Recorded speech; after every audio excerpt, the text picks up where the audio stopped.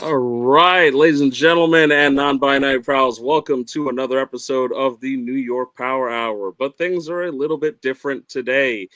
We don't have any New York sports that are really active right now, so we've drafted a friend of ours from across the border in Ty, alongside your usual suspects, and Peter and Luke. And we're just going to talk tonight. Thank you all for joining us. We're going to have a little fun. Peter, Luke, Ty, how are we doing tonight when we're going to talk about absolutely nothing but somehow tie it back into New York sports? I think this is when we're at our best. Just talking about absolutely nothing. Bring it back to New York sports, and we're gonna have a great time tonight. I can't wait.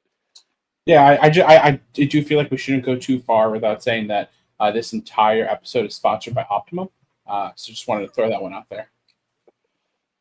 I don't know a thing about New York sports, to be honest with you, outside of what's going on in the baseball world, but I'm happy to talk baseball anytime for any reason. So here we are. Ty, it's okay to lie. No one's going to be upset. You are a New York sports expert. I did just trade for Cody Bellinger in a money league that I'm in, and I think it's going to win me the league. So I do watch New York baseball when I have to. Good enough for us. We'll take it. You're qualified. I mean, the one New York, this is often talked about as, to the American audience, the worst sports day of the year, because the day after the All-Star game, as most of you know, at least the guys on here with me know, that there's no baseball, no basketball, no hockey, no football. Golf's not a real sport, and Americans don't recognize cricket. I was watching cricket earlier and I laughed. I'm like, nobody cares that I'm watching cricket. So essentially, there's no sports on for the major audiences, which is horrible for the normal sports degenerates and the betting degenerates and everything. They find themselves betting on Chinese Taipei and the Shanghai Sharks and things like that. But we did get the All-Star game last night, which ended in a swing-off for the first time.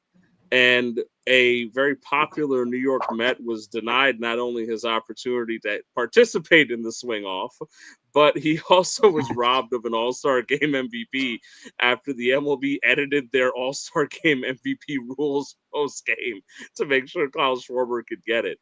That being said, I mean, overall, I know we're supposed to do New York sports, but in general, how do you guys feel about the swing-off? Honestly, could care less. I mean, I don't think that there was any more eligible pitchers for the. I didn't watch. I'll be honest, I didn't watch. But I don't think that there were any more eligible pitchers for the NL after Diaz. So like, they couldn't play extras, and half the team went home. So I'm with Peter. I did not watch last night. I saw that the game was tied up 6-6, and I thought to myself, do they do the ghost runner in MLB extra innings? I was like, I really hope they don't do the ghost runner, because that would be total bullshit. I didn't watch either. All-Star game is my jam. All right, so I just want to inform the three of you that you suck. Ty, please tell me. I know that you tried. Did you watch the All-Star game? I did not. I don't have ESPN. All right, officially all of you suck. But I will say, I've seen a lot of people talk about it, and man, that's fun.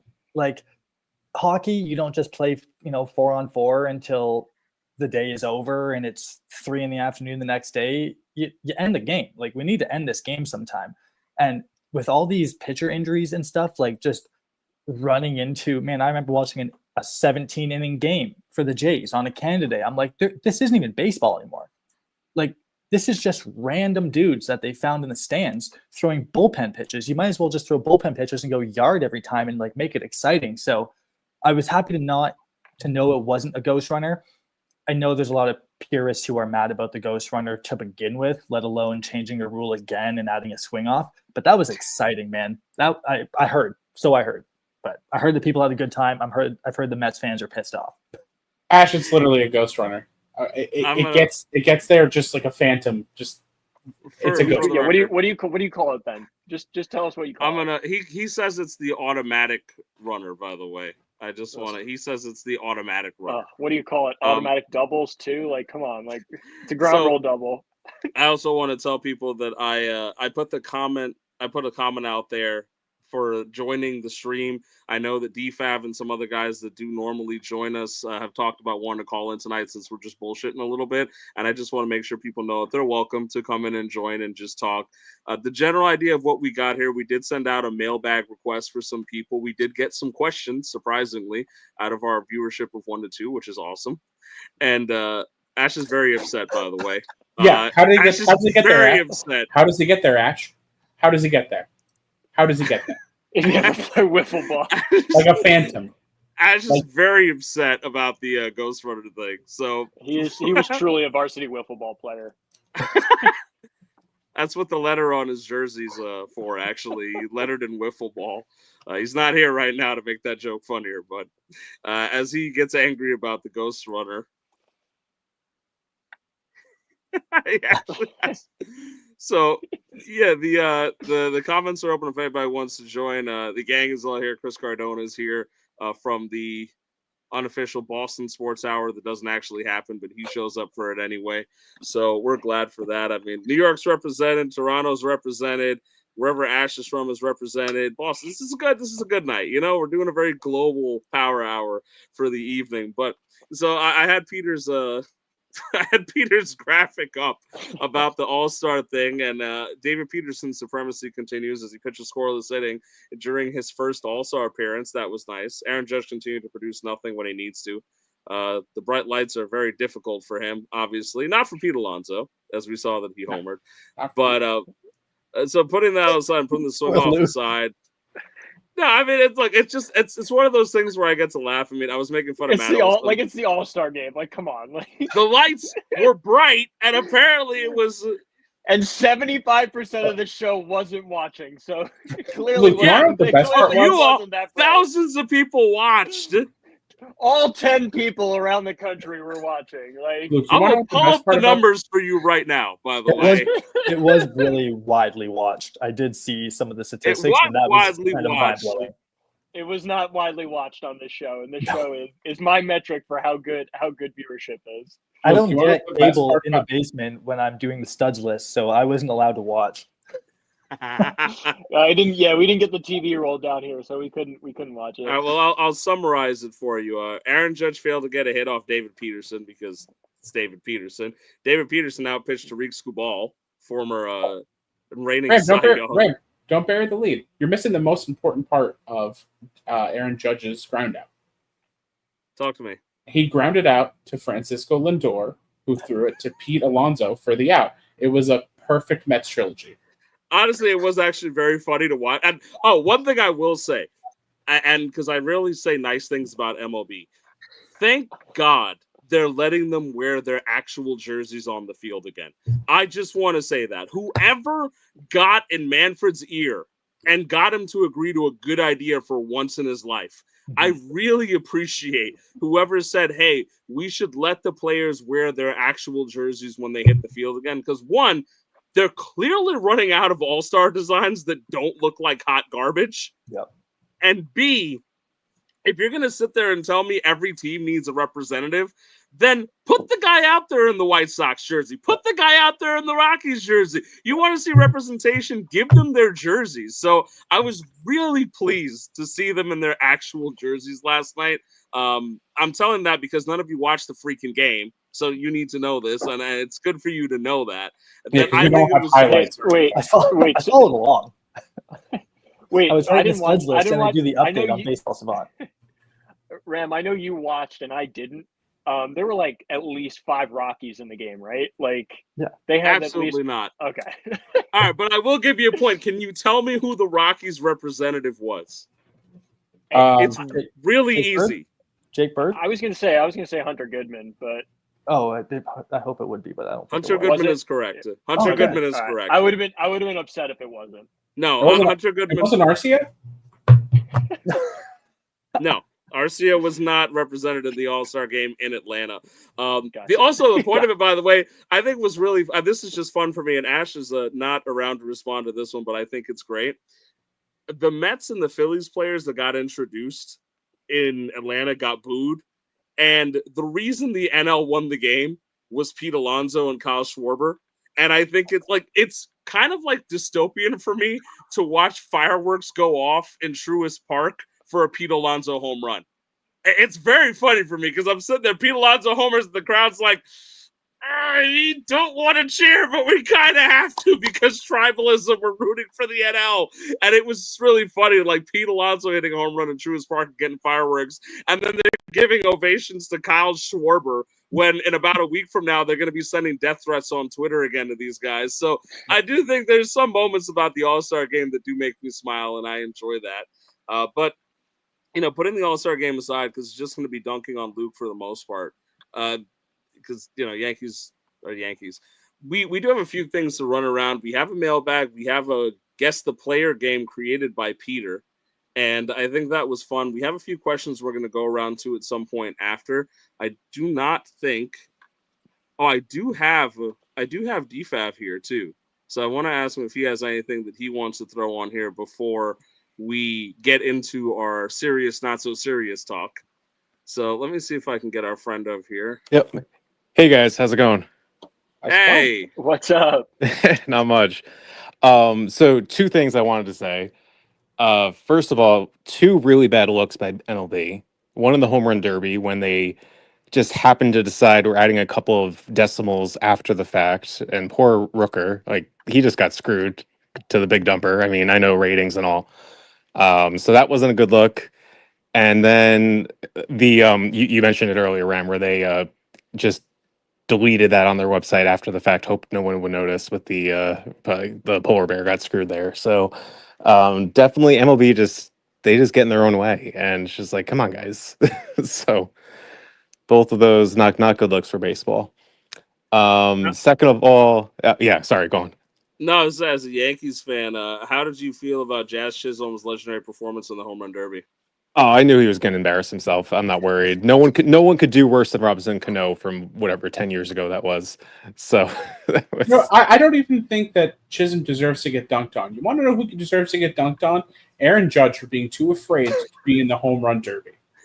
I guarantee Aaron Judge told him before, like, don't mess around with this. Like, just show up, do your thing, because you're gonna mess up your swing if you try really hard. Hey, you want to know who didn't mess up their swing? Pete Alonso. So my rebuttal to that is how many of these big stars do the derby in their rookie sophomore year? I mean, that's when they get like the big payday if they win it, and they're on a rookie contract, so it matters a lot more to them. Judge did it, he won it, and he moved on. Most of these stars did it, won it, and moved on. So I'm not mad at him for that. Yeah. I don't blame him at all for that. Especially looking back at 2017, that derby probably cost him the MVP because he had a poor August, and that's how Altuve won the MVP, which he didn't deserve anyway. But regardless, and cheating, but it's fine. Yeah. Are you happy that the closest MVP competitor to Aaron Judge and Cal Raleigh went out there and did the home run derby in hopes that it slows him down for the second half? I mean, I have Raleigh on most of my fantasy teams. The only one I don't is the BDS leagues I'm in. So I selfishly hope he still dominates, but we'll see. It's, at this point, he doesn't even hit anything other than home runs. He'll have like 8 hits in a week. Every single one of them is a homer. He goes hitless in every other game. I'm like, I just put bets on him every day. He's going to hit a home run today. Honestly, twice a week, you should put 2. He's going to hit 2 homers because he probably is. Exactly. He's amazing. So. The only other point I wanted to say, if any other New York Yankee fan held their breath when Suarez got hit by that pitch, I was like, come on. I was wanting to bring that up. The only White Sox representative almost hits like the biggest free agent or the biggest. I feel so bad because Shane Smith has hit him twice in this half a season alone. So people are saying Shane Smith's got a vendetta against Suarez, but you always hate to see that because they even mentioned it on the broadcast. They were like, yeah, Suarez might be a guy that's a trade candidate, and we just watched him take 90 plus to the pinky. And it's that's not fun for anyone because I mean, Mets and Yankees fans are obviously like hoping that they might pick up this guy, but in the All-Star game, you never want to see injuries. Peter was afraid to have Edwin Diaz exist in the All-Star game because he thought he was going to die out there on the field.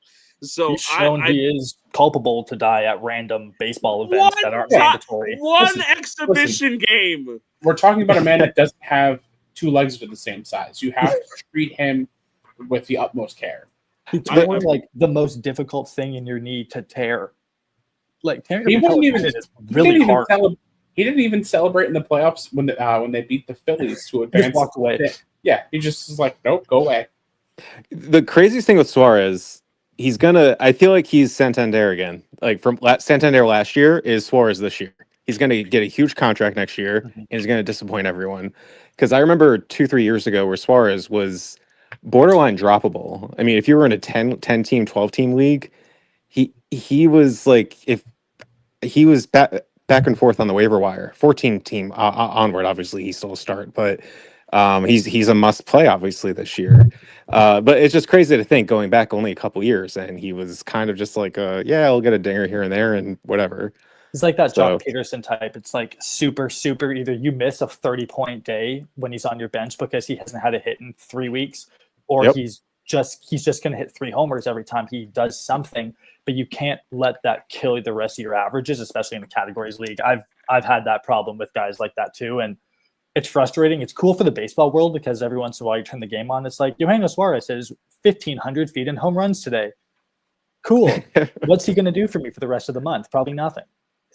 exactly, yeah. I think it's a good thing to bring up here while we have you, DFAC, because I'll throw it to the other Mets fan, the Yankees fan on here, because these are one of the topics we were thinking about discussing.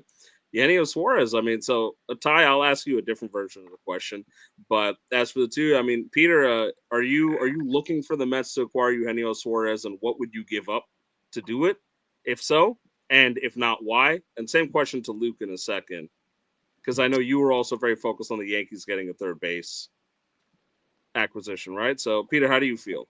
Honestly, no. I would prefer them to go other ways, mainly bullpen, secondary, starting pitching. While I do think that they could stand to upgrade in third base, I know that I like to pretend that Brett Beatty is the greatest baseball player of all time, but he's not. And Vientos, even if he figures it out, Quote it. even if Vientos, and he showed signs of life in the last series and the one before that, before the All-Star break. But even if he gets it together, defense, it's atrocious. I never want to see him play third base ever. So, I think a left-handed. My number one need for the Mets is a left-handed relief pitcher, and then after that, it's just anyone that has a pulse that can be in the bullpen, and then a starter. Luke, how do you feel? Is this like the primary pickup for the Yankees, you think? Should that be their number one target? If not, who else? And if so, what would you give up for them? I don't know if Eugenio Suarez is primary in my mind, and I guess I'm going to kind of piggyback off Peter's point here. With so many injuries in the starting rotation, I would think you'd probably want another starter, especially with Max Fried and his blister right now. And I don't know, he's been tapering off the last couple starts as well. So again, I know we've talked about Zach Gallen, Merrill Kelly has looked a little bit better recently. And then I would even say bullpen is probably secondary to a front, maybe that third or fourth guy, because I would not feel confident with Marcus Stroman in the playoff rotation. Stroman has to go. Yeah, and I know, like Cashman has said, okay, well, we're going to get Luis Heel back, and that's going to be like a deadline acquisition, but I can't bank on that. Like I can't bank on Luis Heel coming back. Coming back from injury and pitching like he was pitching last year. So I think frontline starter is probably primary for me. I think bullpen is secondary, especially with Fernando Cruz being hurt. Luke Weaver was hurt for a little bit. It seems like Williams is figuring it out, but it seems like Weaver's tapering off. And then, I mean, if after that you have the assets to acquire Suarez, go right ahead and do it. But I would think that your pitching is more important right now. And DFAV, I heard you kind of chiming in there. Do you kind of agree with what Luke is saying? Are you almost not hoping they go after Suarez, or do you think that more favorably of him? I definitely want Suarez. If we're going to do a third baseman, that's who I want. Anyone else? I don't know. The Rockies guy, I'd be okay with. Definitely don't want to. Yeah, Ryan McMahon, I think, is a good fit as well. Yeah, I don't want IKF 2.0. Don't want to do that. Definitely don't want to. The Yankee trade, like the Cashman way, would be to bring in Hayes from Pittsburgh, just because legacy and whatnot. We're just bringing back all the kids of the '90s players, so that would be a Cashman move. Definitely against it, but I could see him doing that. Gallen's interesting on the Diamondbacks because I saw him get dropped on a couple of like 10-team leagues, and his last two starts have been back to normal Gallen that we expect, but. I don't know. I mean, I'd be curious to see what Blake could do on the Yankees with him. Blake's turned some like out of nowhere into like a dominant pitcher, so he might be able to do something with Gallen too. I wouldn't be angry if we got him. I definitely don't want to give up Schlittler for a rental. That's for sure. I mean, I know his one outing. We can't expect that forever, but I'm fine giving him up for someone who we can have next year too, but not for a 2-month rental. What about Spencer Jones? Yeah, Spencer Jones was actually a great follow-up question. How do you feel like you should move him, or should he be in your lineup? I think I've been vocal in the sorry, not sub, the server, that I think Spencer Jones is going to be a big time bust. I think he will basically, I think he might hit like 150, 200 home runs for a career, but he's going to be like a 190 batting average. Yeah. And I mean, there's a place for that, but he is not what he's being hyped up to be. Joey Gallo made a great career out of yeah, that's how I compared him to. Exactly. Yeah. So, Yeah. I mean, I think that there's a place for that in a lineup. He's not what he's being talked up to be. And I mean, we'll see. I think he can't hit a breaking ball. So I don't know. I'd be okay giving him up, but not for a 2-month rental. If it's someone who's like entering the last year of their original contract, so we have him for 2026 as well, I'd be okay doing it. Yeah, DFAB, what do you think of getting Emmanuel Clase? I could see the Yankees doing that. I don't want him because I don't think he's a big time player. Yeah. Just look at what we did to him last year. But I am concerned with Weaver though. He hasn't been the same since he came back, so we definitely need to add another big time reliever. Yeah, and I think too with Devin Williams and his contract, right? Because he's done with ARB. I think he's in his last year of ARB, right? Yeah. And I think Clase is still under control for another year or two. So, exactly. I mean, you kind of get your Devin Williams replacement for next year, unless they plan on bringing Williams back. I do think the Yankees are going to make a big bullpen move, and Mets obviously need to do that too. But yeah, I don't think it'll be Clase. I do think Clase is probably pretty likely to move, but I can see you guys more on like a Ryan Helsley train if Ryan Helsley is going to go away. No, I don't want to. You don't want Helsley? I want Iglesias. Really? Wow. I think for the cost or for the talent? You know, you talk about Raisel Iglesias, right? I just want to be clear. Yeah, on the Braves. You willingly want Raisel. Okay, no, that's fine. I just want to make sure because Ash is listening in the background and he activated. Yeah, I saw him in the background and he was like, "Somebody wants Raisel Iglesias? Take him now.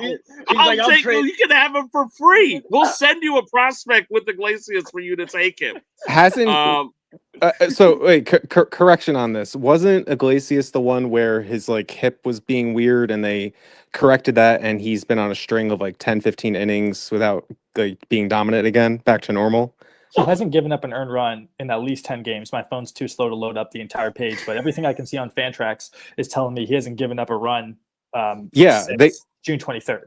They adjusted something with his windup. They noticed that he was being off balance with the one leg longer than the other, or something with his hips. I forget what I read, but he's like, since they noticed something in the old Edwin Diaz treatment. I see Peter laughing in the background. They do it with Edwin Diaz, where Edwin Diaz is allowed like one earned run since they figured out one leg was shorter than the other. So I feel like whoever's down in Atlanta, they're like looked at Raisel like, wait a minute. Minute. He's only given I read something with him in that time too. So like his whip is only a 1.2, and he just does not walk people. Like he's only got 7 walks on the year. He hasn't had a walk in 10 games, one walk in 10 games, 5 hits over the last 10 games too, and more than a strikeout per time he hits the field, which is not like this guy's old too, right? Like he's not going into a prime. He's trying to hold on to what he's leaving with. And yeah, we were talking earlier on a stream a couple months ago about is it even worth moving him? Like he had like a 6.5 ERA at one point, was like imploding every other game, but he's down to a 4.42, which like isn't like super sexy, but considering it's on the way down, that's a big jump from what we talked about when Ash first had his Atlanta Braves or a circus meltdown like a month and a half ago. Exactly. And the Braves want to move him.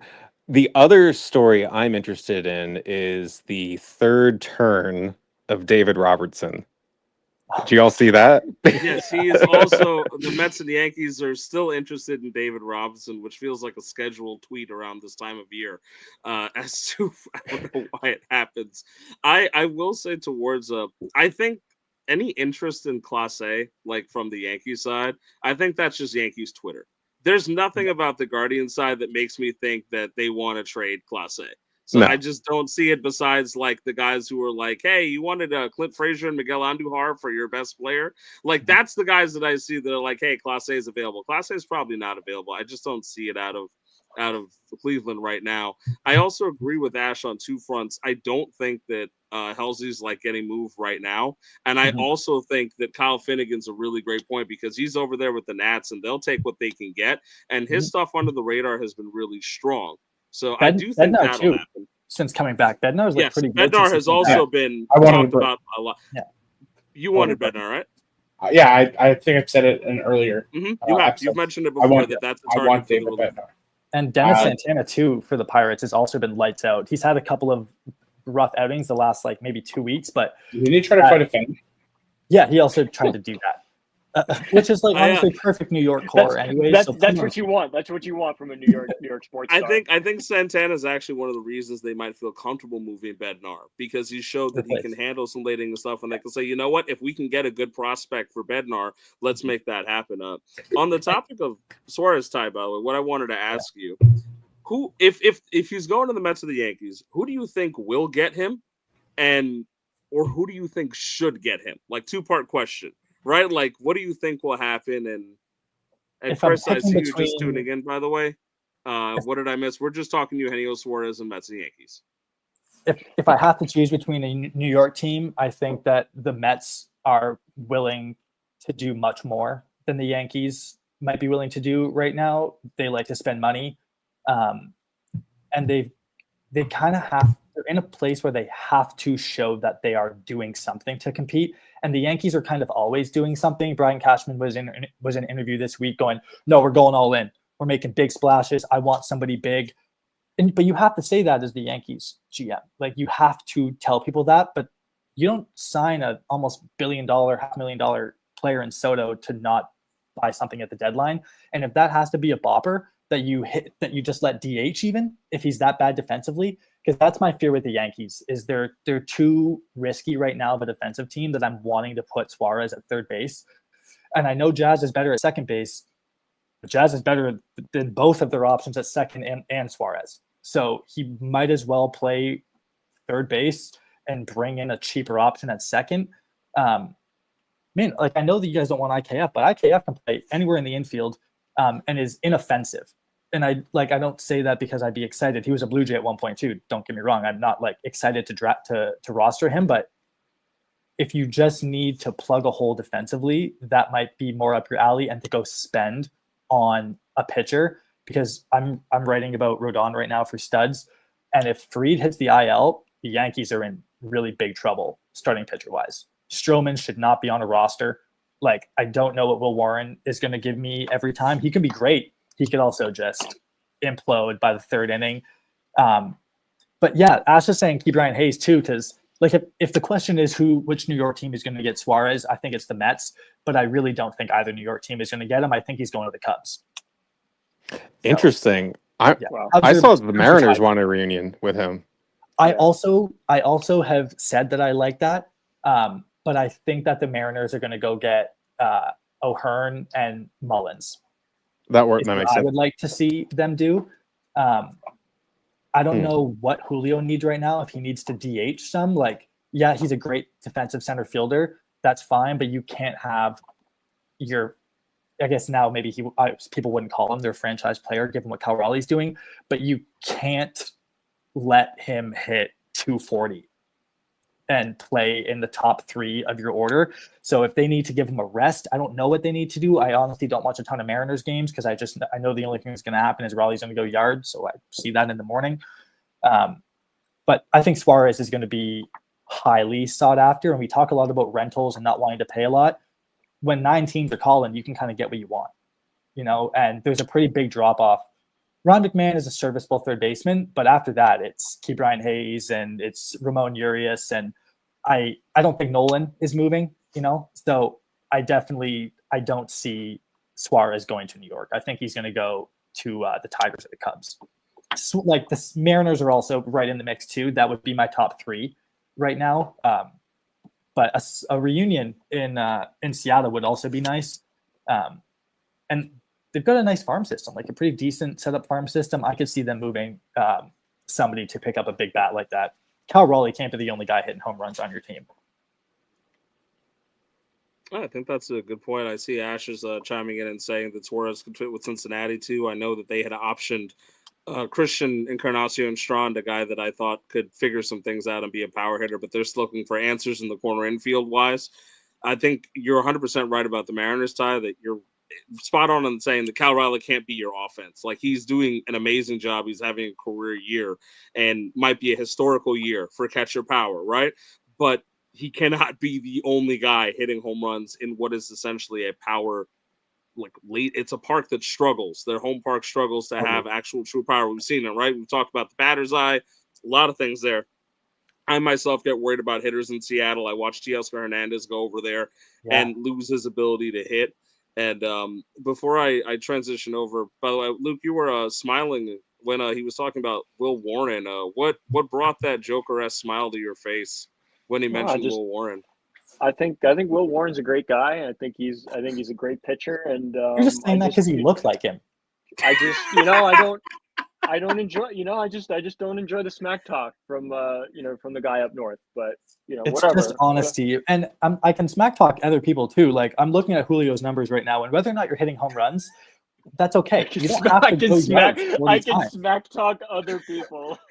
That was a seamless transition. 315 on base percentage, and you just can't. Like, that's not an acceptable figure for a guy that isn't going to hit 35 home runs this year. If you're going to hit 35 homers and you've got a 320 OBP, okay, we can talk. Like, you're driving in runs, but if you're gonna OBP 315, not even, you're not even using your speed because you're not on base. Like, I just don't see the value in the contract that he's on right now unless they make a change to whatever he's doing. I agree. DFAB, before we is there anything else you want to throw out here for us before we move on to a different segment? I just want to make sure I give you a chance. No, I'm just thinking about some of the other pitching options the Yankees have. They let Disco walk. I forgot what team he ended up signing with, and I mean, he's not that he's doing great. I think his ERA is like 4.7 or 8. I don't forget what team he's on, but he could have been a starting pitching depth option, and he's been hurt for like 2 years. So I would have even been okay with that, knowing it would probably take him some time to get back to what he was on the Giants. And they got Brubaker in the bullpen still, haven't given him a chance, but personally, I would want either of those over some of the options that we have right now. So, that's more why I'm against giving up Schultler there. Just because I'm worried about that blister. Fried hasn't looked his usual himself the last 1 or 2 starts. I don't know if the blister is an excuse or if something else is going on. So I'm definitely worried about pitching for the Yankees right now. The other thing I want to touch on Gallen before we jump off is he's had 2 good outings, but in both of those outings, his hard hit numbers were really not good. So whether or not he's getting a strikeout or 2 every now and then, the knuckle curve looked a lot better and was like actually dropping below the zone instead of just sitting in the bottom third. But he can't remember exactly the dates, but his most recent start was his like second highest hard hit percentage number of the season.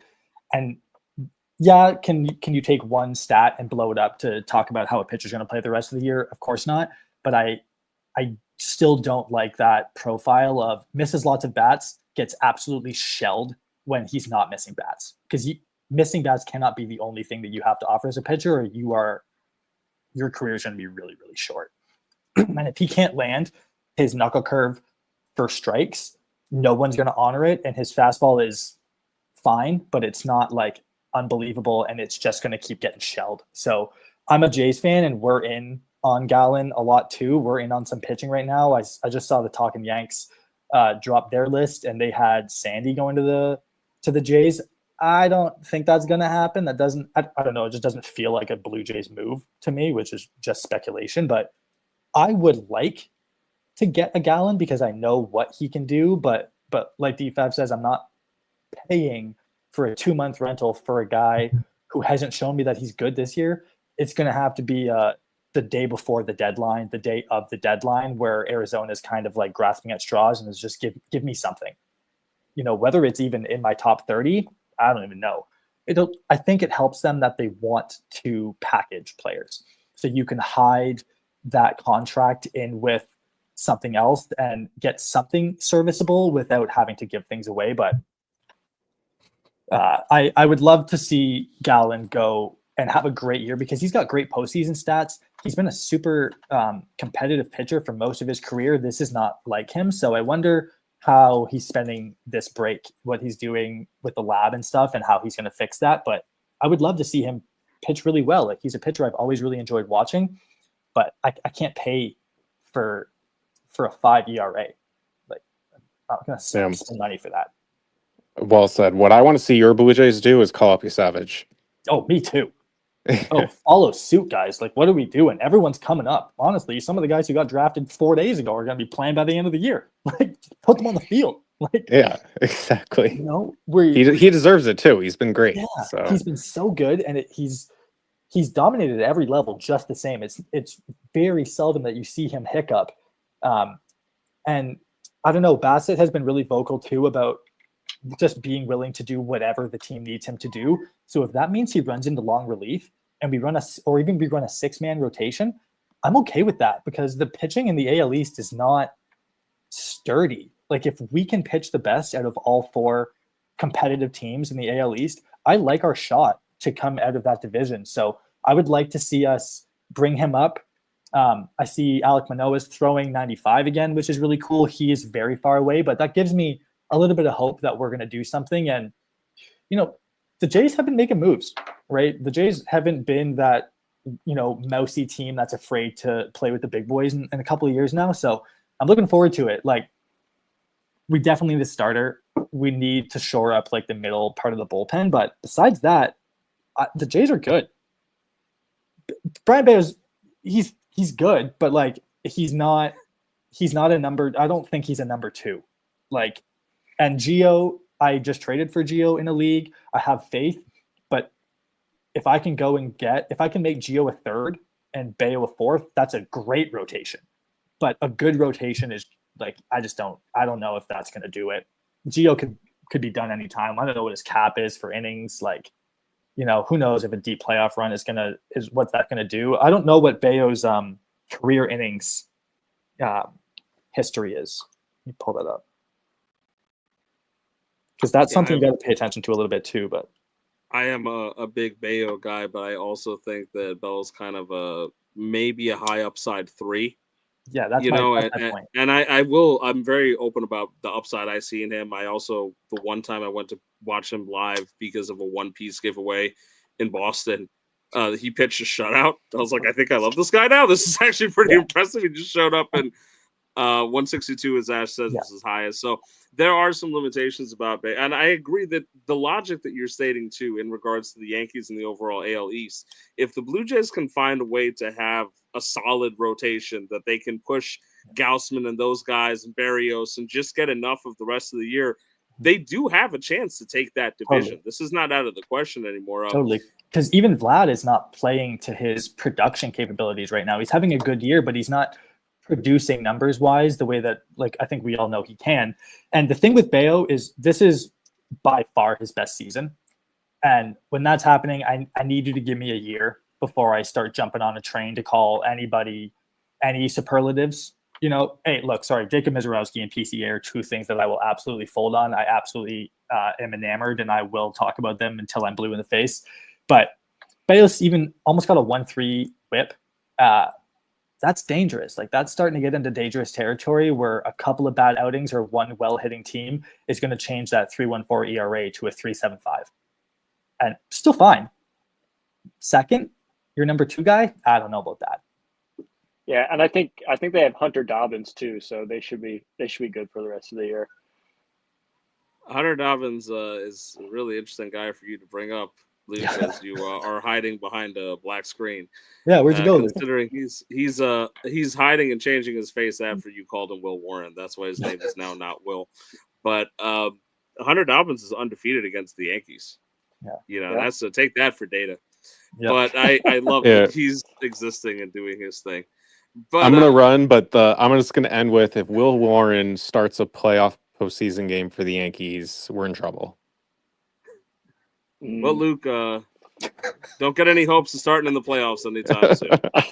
All right, always happy to have you, DFAF. Thank you so much for calling in, and of course, I hope you have a good rest of your night. Thank you for tagging in, man. We appreciate you always. Of course, take care. Good night, guys. See ya. All right, so as Luke figures out what's going on with his video and or touches up his makeup after the Will Warren saga, transitioning into Peter's segments of guessing the players, I did want to run something by you on air, Peter, and I just wanted to understand what your reaction was to this so I could understand you better. We found out. Really? We found out that your favorite baseball player in the world is getting engaged, and that's exciting for him and the Mets. And I don't understand. You seemed a little bit you seemed almost like bothered by the fact that he's having a happy life and getting married when we were talking about it openly. So what's going on? Are we not wishing Brett Beatty the best in his life? No, listen, I'm very happy for Brett Beatty. I can't wait to see what married man Brett Beatty can do on the baseball field. I'm sure he's going to be an even better baseball player than he is now. Yeah. So what happened to the hope about him being married to the game? What happened to all of that? Where did that go? Can you not? Can you not put group chat jokes out on air? I just thought, considering your dedication to Brett Beatty, that it was important to at least acknowledge him and say congratulations to. And I realized that, I mean, you like him so much that you don't want the Mets to get Eugenio Suarez because it would kind of make Beatty defunct. And I understand that. I think that's very sweet. If anything, it would not make Brett Beatty defunct because Brett Beatty could play second base. It would make Acuna defunct. And if we're talking about position players for the Mets, Acuna has done nothing. Ty, don't give me this. We need a center fielder. So can he play center field? I don't think he can. I don't know if you saw this, but I have seen Roman Anthony. I don't know if it was overdubbed. I was scrolling through TikTok. I don't know if it was one of those AI generated deepfakes, but apparently he said the boys are scoring and so are we. And then he got pictured at a club with Marcelo Mayer with a couple of nice looking ladies. I wonder, hey, if they come back and hit, Sox had won 10 straight to end the All-Star, to go into the All-Star break. I wonder if Brett Beatty's going to come out swinging a hot stick. You always get a little more confident after you fall in love. So maybe we're going to see some Brett Beatty homers in the second half. I would love to see that. What's a Brett Beatty hot stick? A 300 OBP? I'd be so proud. But I know. I'm just but Peter, you put together some stuff for a game here, and that's also what enticed Ty to come on to a New York Sports Hour, right? And so talk to everybody. What did you put together, and what do you want to do here? What are we going to be subject to? So first of all, I just want to apologize to everybody for the absolute terrible graphics you're about to see. But you know what? I tried my best. I'm figuring this out like everybody else. So basically, I just want to do a fun little game, guess the player. I kind of threw some baseline stats out there, nothing crazy. If you guys, there's about 10 or 11 on there. Figured we'd do it until either we're done or it gets uninteresting. Obviously, Ty embarrasses himself into oblivion. How's that sound? Ty, you're going to do fine. But once we get past the stats on screen, I will have Google here to give you guys more hints. Clues. Yeah, that helps because I have ADHD, so my memory is about goldfish level. Yeah. So, the only thing I will say, when you are don't shout out the answer. Just say your name, and that's you buzzing in, and then I'll pick you. Because otherwise, everyone's yelling a name. What's my name? I still like have to that. I still have to figure out what my name is, but that's fine. Okay, Spelled so like yeah, so many different yeah, names. You just what name do you shout wanna into go the by? corner, Will Warren, and it's like, oh, okay, we know who it is. All right, we're good. I love that Ty, by the way, has positioned himself better. Got the like you have prepared yourself physically Oh, yeah, to I'm be ready. part of this challenge. He's in a which I much more appreciate. comfortable spot of where he is. Like he's clearly on the Yeah, couch, I just appreciate that. chilling. All right, Yeah, so I see you very put up the nice. first one, Peter. So we're gonna give this a run here, and let's put this on screen. So here we go. All right, so this player, I'll just read the stat line. He has 46 wins, 47 losses. He's a right-handed pitcher. His career ERA, this is all career numbers, 4.11 ERA, 777 Ks, 133 starts. He is active in 2015, got sent back down, came up in 2017 to now. He went undrafted, but he's currently 32 years old. Who is this player? He sucks. So I don't know. Are you sure? He's not. Oh, he's God, not okay. a stud. He's not a stud, so I don't know him. I only read Okay, about the studs, guys. I'm sorry. By the way, I just want to. This is everyone that you picked at some point played for the Mets or the Yankees. Yes, sorry. Everybody has at least played that is going to be on here. Has at least played one either Does that season or mean partial season. currently? So they may not currently be on the Mets or Yankees, right? They may not currently be on the Mets or Okay. Yankees. I just want to make sure I know before I start throwing out Will Warren guesses or something. All right, Okay. so My 46, guess. 47. So Sorry, wait. Do I have to say my name first? But I know this is a wrong guess. Like I know this is wrong. You can say your name. Okay. What's my name? guess your player, because Ty and I are staring at this confused. So. Jeff Passan. Yeah, yes, Jeff Passan. Can you at least throw out a? No, my original guess was going to be Luis Severino, but I don't think that's correct. Is that your guess? It's not right. It's not right. It is not correct. It's not a horrible guess though, because I'm thinking about okay, so 32. He was active. You said he got sent down in 2016, Peter. Is that right? He did not have any. Oh God! Did I already mess this up? Maybe. I did this with Peter over chat the other day, and I got cooked. Does undrafted mean international players are disqualified? By the way, not necessarily. All right. I guess it was a time for another hint. Yeah, I'm yes. Yeah. Okay, so I do believe I messed this up pretty badly as far as the active times go, because I definitely. Come on, Bleacher Report or Baseball Reference, work with me. Oh God, I'm not okay. Yeah, no, I'm wrong. I'm very wrong on this one. Giving us 3 different dudes' stats mixed together. God, what a great start, guys! I'm just doing really good. Okay, so does that mean the stats on the screen are wrong? No, I think I just have the wrong player. You know what? But we don't know who the player. Only you know. We're just gonna go back to that. We're just gonna go to another picture. This is going super well, guys. Thank you. So for the record, by the way, there was yet a guess here from as Domingo Herman. I don't think that would be Herman because I mean he's a little young. No, he's got the right. Domingo Herman was not one of my players. Huh. Okay, I just want to confirm because I'm I think Herman pitched through the years don't add up. I think the age adds up, but the years don't add up for Herman. I don't think he doesn't have enough. He doesn't have enough starts. All right, so we're going with you have the second image up there, Peter? Yes. Okay. By the way, I figured out my issue. I had the wrong player that I thought it was. So we can go back to that one after this one. Okay, that's fine. Did you not keep an answer key for yourself? I did. I just didn't do a good job. So I saved it in my phone in a correct order, but then I emailed it and it went out of order, which is what I told you what would happen. But that's fine. I told you I would do it for you, but okay. Let's. All right. So we've got Who Are You? Active from 04 to 2018. So 15-year career. 247, 344 home runs, 6-time All-Star, 3-time Silver Slugger, drafted in 2000, and is currently 44 years old. And 344 home runs. These numbers are all accurate. Number. That is a significant number with a 247 batting average. So we had a slugger who was batting under 250 in the era that they cared about that. He ate 975 ribs. So that's interesting. What's the naked 3 times? Yeah, I was saying, what is he? He's a 3-time runner. What is 3-time? 3 He's like Booker T, except he couldn't make it. He's a 3-time All-Star. He's a 3-time world heavyweight champion. 3-time All-Star.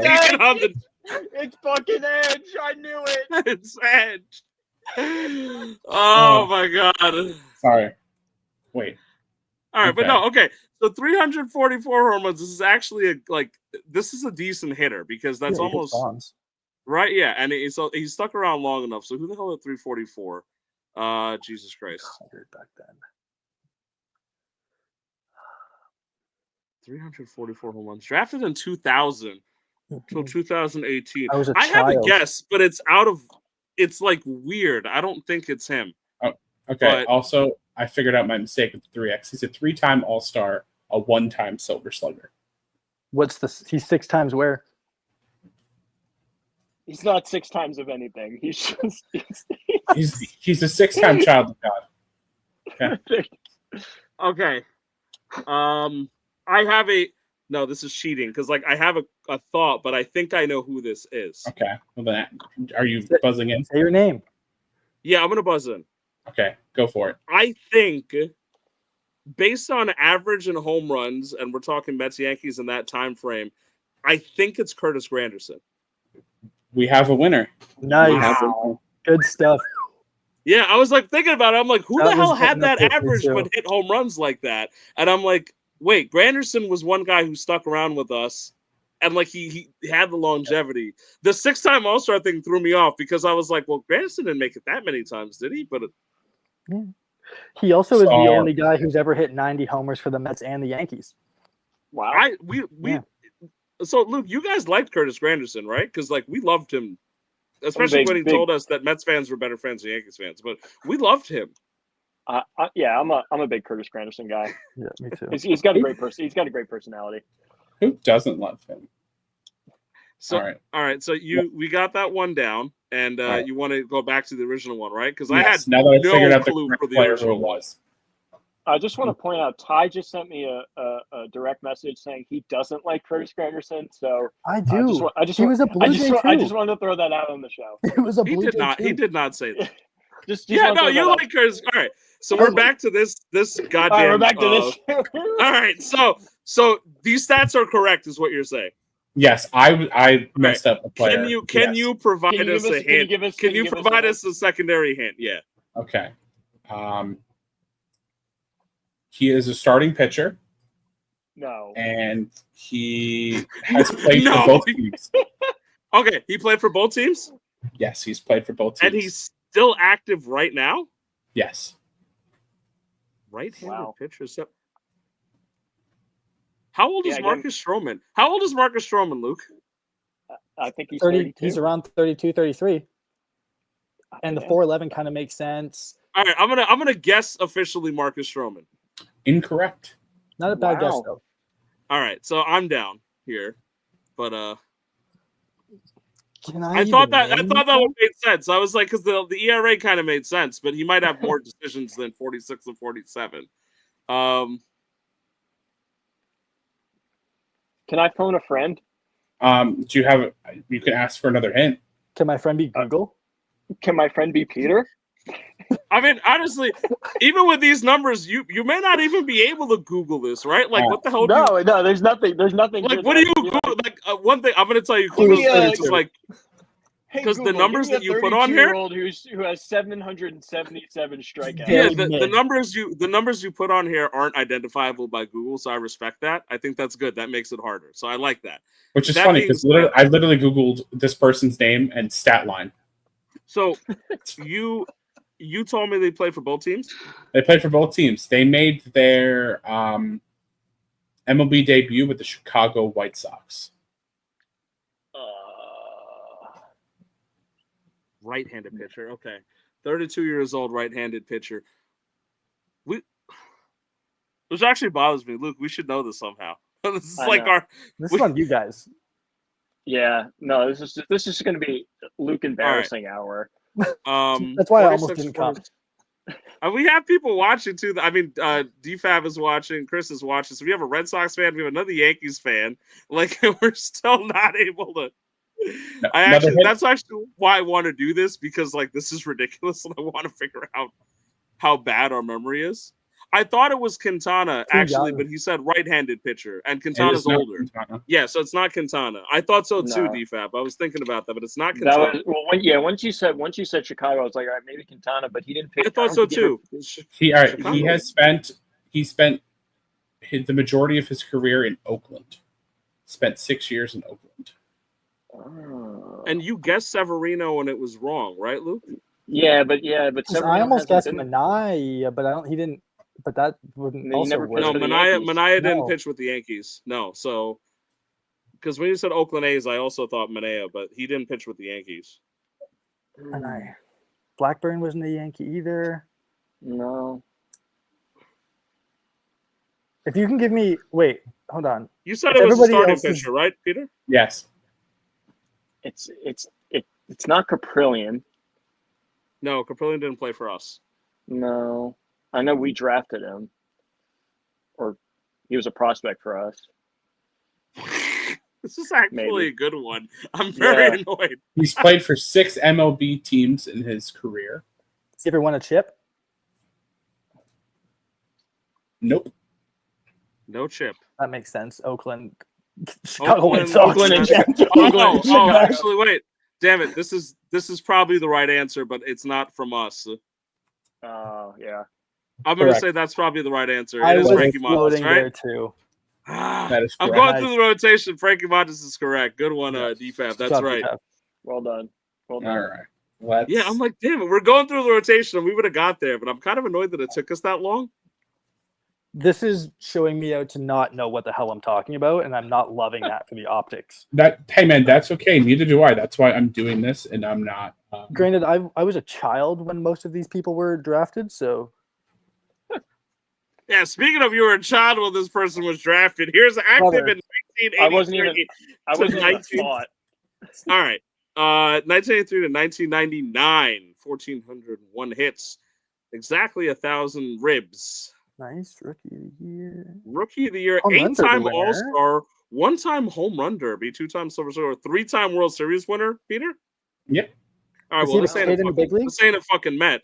He's definitely a Yankee. He's a Yankee. Drafted in 1980 and is currently 63 years old. Luke, talk to me here. What do we got? What are we... So he was on the 90s. He was there 90s, for all the 90s chips. 90s Yankees. What position did he play? Primarily an outfielder. Primarily an outfielder. Brother, I'm such a Oh. child in this. Oh, no, Yeah. this is a Met and a Yankee.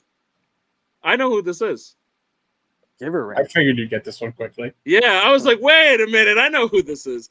I'm going to say this is Darryl Strawberry. Strawberry. It's Darryl Yeah, Strawberry. it's Ding, ding, ding, ding. I saw the Rookie of the Year, and I was thinking about it. I'm like, You wait said- a minute. You said Met and Yankee, and I was like, oh, yep. Yeah, because once I was thinking Yankee alone, but then I stopped, and I'm like, wait a minute. Like, I look at Yeah. those, I'm like, that's Darryl. Ash would have probably got that, too. DFAB with the Constantino Martinez, by the way, which is, love it. This is the next one, right? All right. Who are you? Active. So no active in 2018? Nope, no active in 2018. All right, 2017, 2019 to now, 223 batting average, 24 homers, 108 ribs, and drafted in 2012 and is currently 29 years old. Who's He just is really mid. he's still active, but he's been around for a little bit. And he's only hit 24 home runs. Oh my word. All right, 2017 to now, right? So like that's got to be a recent bench guy or somebody that he's drafted in 2012, so he's around like Aaron Judge, Pete Alonso's age, right? At 29. Okay. So who from that class? Starling. It's man, this guy's Okay. just not. 24 homers, 108 RBI. What are we? 223. Yeah, none of those stats are like a big enough. That's the thing. This is hard. deal This for is me really to hard for figure me because out. I'm like, and he's gonna Sounds say like a name maybe a after. really weak middle infielder. Can we Right, get? that's Can we what get? I'm. Can we get? Can we Incorrect get our position. Okay. Okay, Oh, so wow. he's not an infielder. Is he a catcher? He is a catcher. Yeah, he's a Ah. catcher. Is Do it you have an Torres? idea who it is? Luis Torrens? Ding, ding, ding, ding, ding. Woo, baby, look at me go. Luke, wait, Luke said Torres too, I believe. I'm Oh, pretty sorry, sure I heard Luke. him say. I No, I'm pretty sure I heard him say. You did, right? Don't. I did. It's Oh. okay, Yeah. though. I'm pretty sure I You heard know him what? say You Torres. both get points. We're going Oh, to give you both. we're giving points on this? Yeah, Ram is in the lead with 2. Yeah, that makes sense. The chat has 1. Everyone else is tied with 1. Yeah. Chat's DFab's got got one. his earned Montes. Yeah, so we got 1-1-1. 2. I hate it too Torrens is because my like starting catcher in my 30 just now when you said when you said catcher, Luke, my brain was like, oh, it's Torres. It's like when I Yeah. said Met Yankee, you were like, oh, it's Strawberry. Like certain things, you're like, automatic, you right? just like picks right up. Yeah, I'm like, it's just a little hints. Okay, this is the next one, right? Yes, sure. Okay. Oh, come actor- on. The dude couldn't have played one more game. Give yourself 1,000. What are you doing? Yeah, 1,000 hits would be nice, right? Did 35. you give them ribs on every image, Peter? Don't worry about it. Even the pitchers too. 999 hits, active for 10 years, and did not. Oh man. Okay. Undrafted. Is currently 35. He's retired. Well, based on the trend, I'm getting the idea that these are guys that played for both the Mets and the Yankees. Because Luis think- Torrens technically never played for the Yankees. well, No. but he came from the Yankees organization. 257, 999 hits, 130. Okay, so 134 home runs in 10 years. So that's not a supreme power hitter. He's currently 35. He is not in the league Did he? as of a Did he couple play? of years Did he ago. play? Did he play for both teams? No. Okay. Is he a Is lefty? He bat lefty. He threw right. Is it DV Gregorius? That's 2 for Ty. Wow, that was good. Wow. That was legitimately impressive, by the way. Off just Wow. Didi, baby. They're Didi. that was pretty impressive. I'm not gonna lie. That was good work, Ty. I need to send this to my friends after it's done being filmed. Watch me go. All right, here we got one more. Active 2018 to now, 287, 77 home runs, 344 ribs, 2-time All-Star, 1-time Silver Slugger, 1-time batting title. Drafted in 2013. Peter, did you pull out the ones that we've done together? Because I think I know this. I forgot. Who was it? Me and Ty went through some stuff. Jeff McNeil. Yeah, it's Jeff McNeil. I hate it because I knew that one from the batting title, and I'm Came like, up and I'm like, "Ah!" batting title. What the hell? I don't think any Yankees have had a batting title in a minute. Yeah, I was like, I saw it, and I'm like, I know that one because it's McNeil's batting title, so that one kind of sucks because I would have had that too.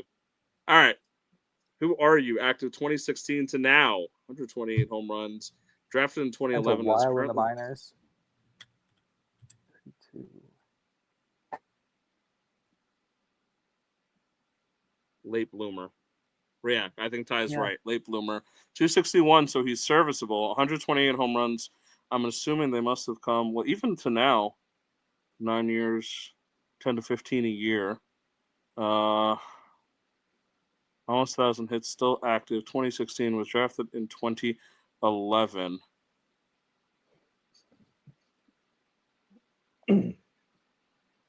He has only played for the Mets.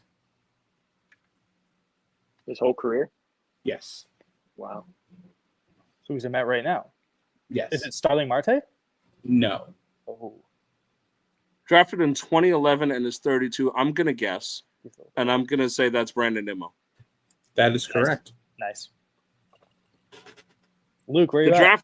The drafted stuff helps me because I'm like, I can kind of go back to when I was writing articles about these guys. And I'm like, I remember writing about this kid from like freaking Wyoming or something. Sandy Alderson drafted. Like, why are we taking Brandon Nimmo? But it worked out.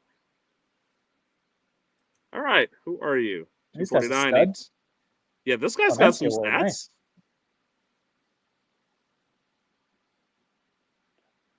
Oh, Clemente Award. Yeah, that's a big one. Clemente Award is nice. I like that that's on there, but now I'm thinking about that. Who was nice? Yeah, who's a nice guy? That played for the Mets and the Yankees. Drafted in 2002. Way before my era.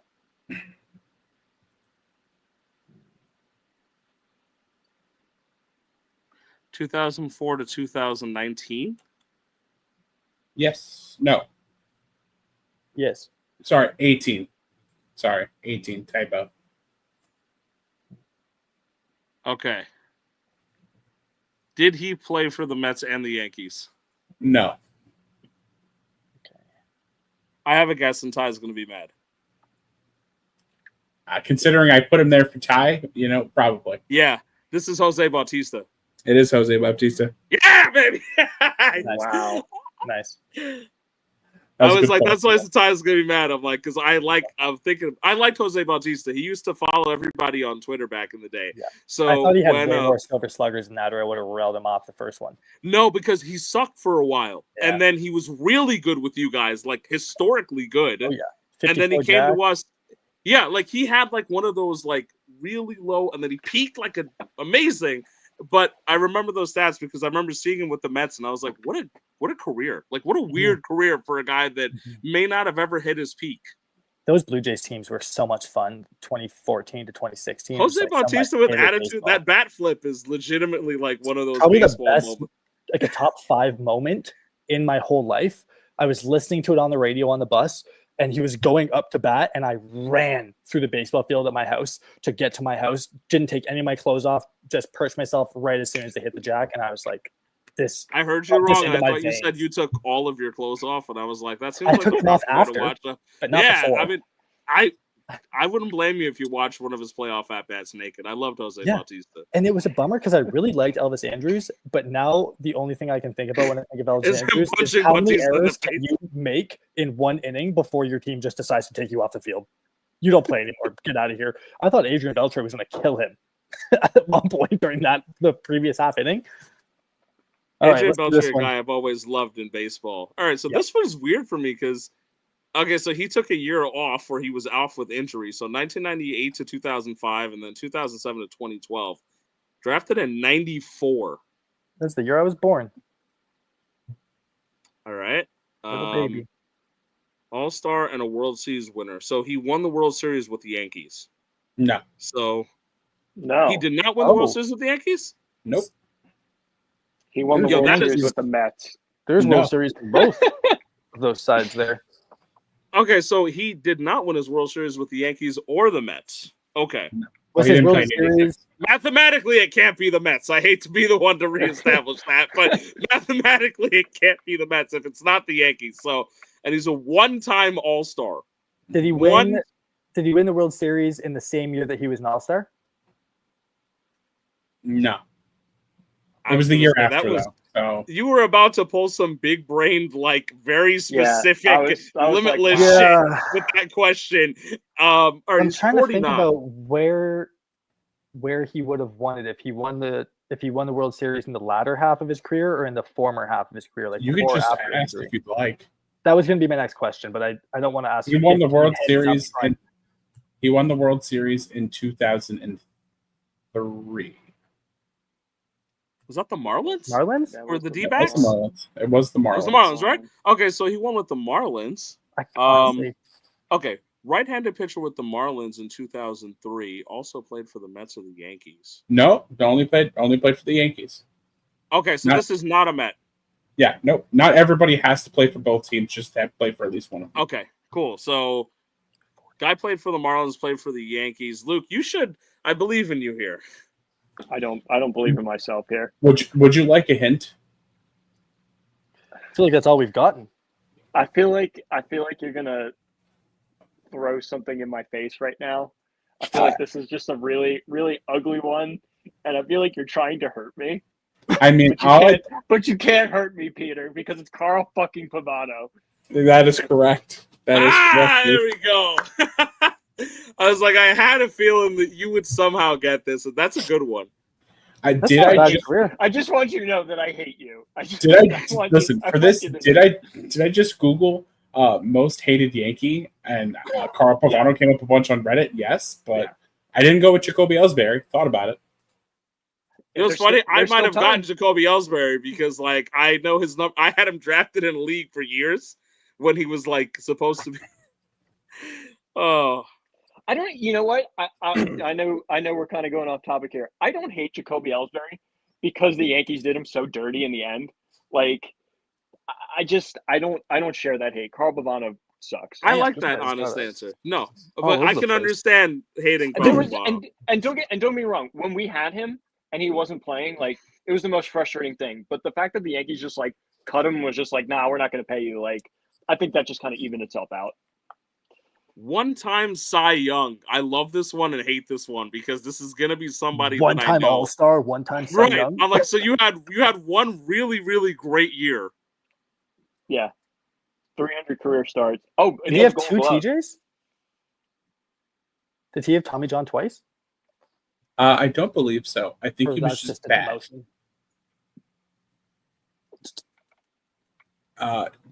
Baseball Reference doesn't say, but if memory serves correct, I think he was just bad.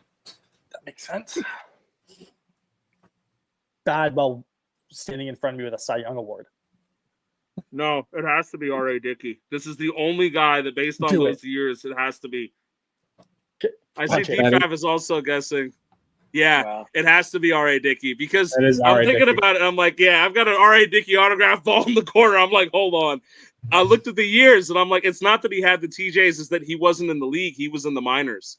He was back and forth. And I'm like, wait a minute. And oh man, I love R.A. Dickey. I love that you put him on here because he's definitely one of my favorite pitchers of all. That 2012 season, I think, is one of the best baseball seasons I have ever seen, where a knuckleballer pitched to a Cy Young and absolutely dominated everything. It was beautiful.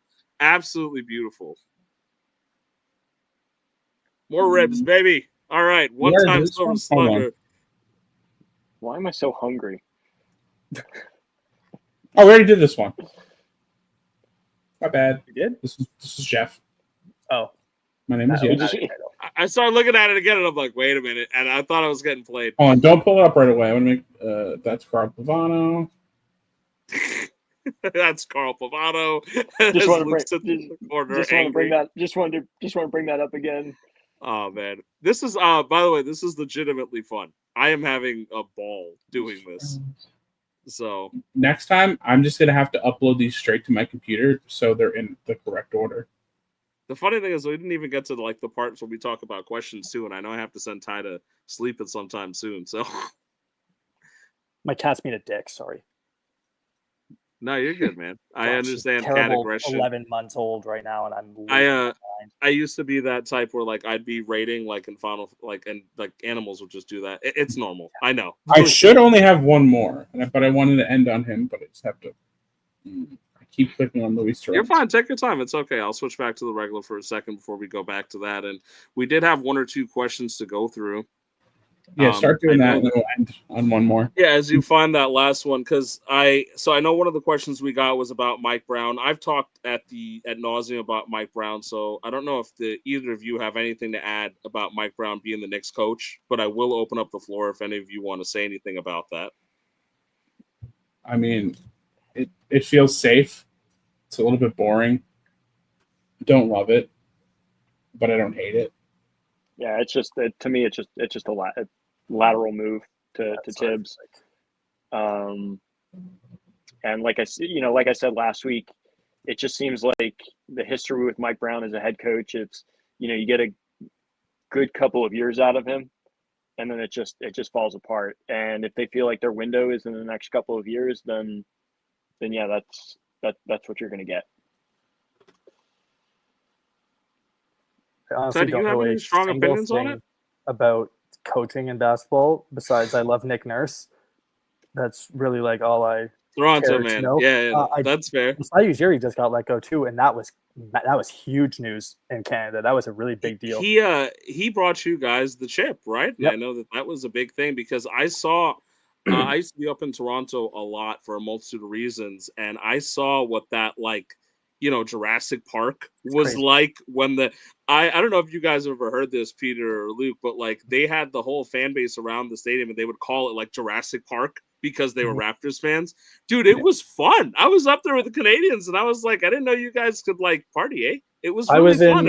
I was in BC working at a restaurant in a hotel, and the entire hotel turned off. There was no service workers. Nobody was cleaning rooms. Nobody was working. Everybody was in my bar. I was standing on top of my bar, pouring shots down my face. And then Kawhi hit the triple doinker, and I was like, this is it. This is our year. I don't care what else happens. It's over. We're winning this. There's no way that kind of luck does not end in a championship.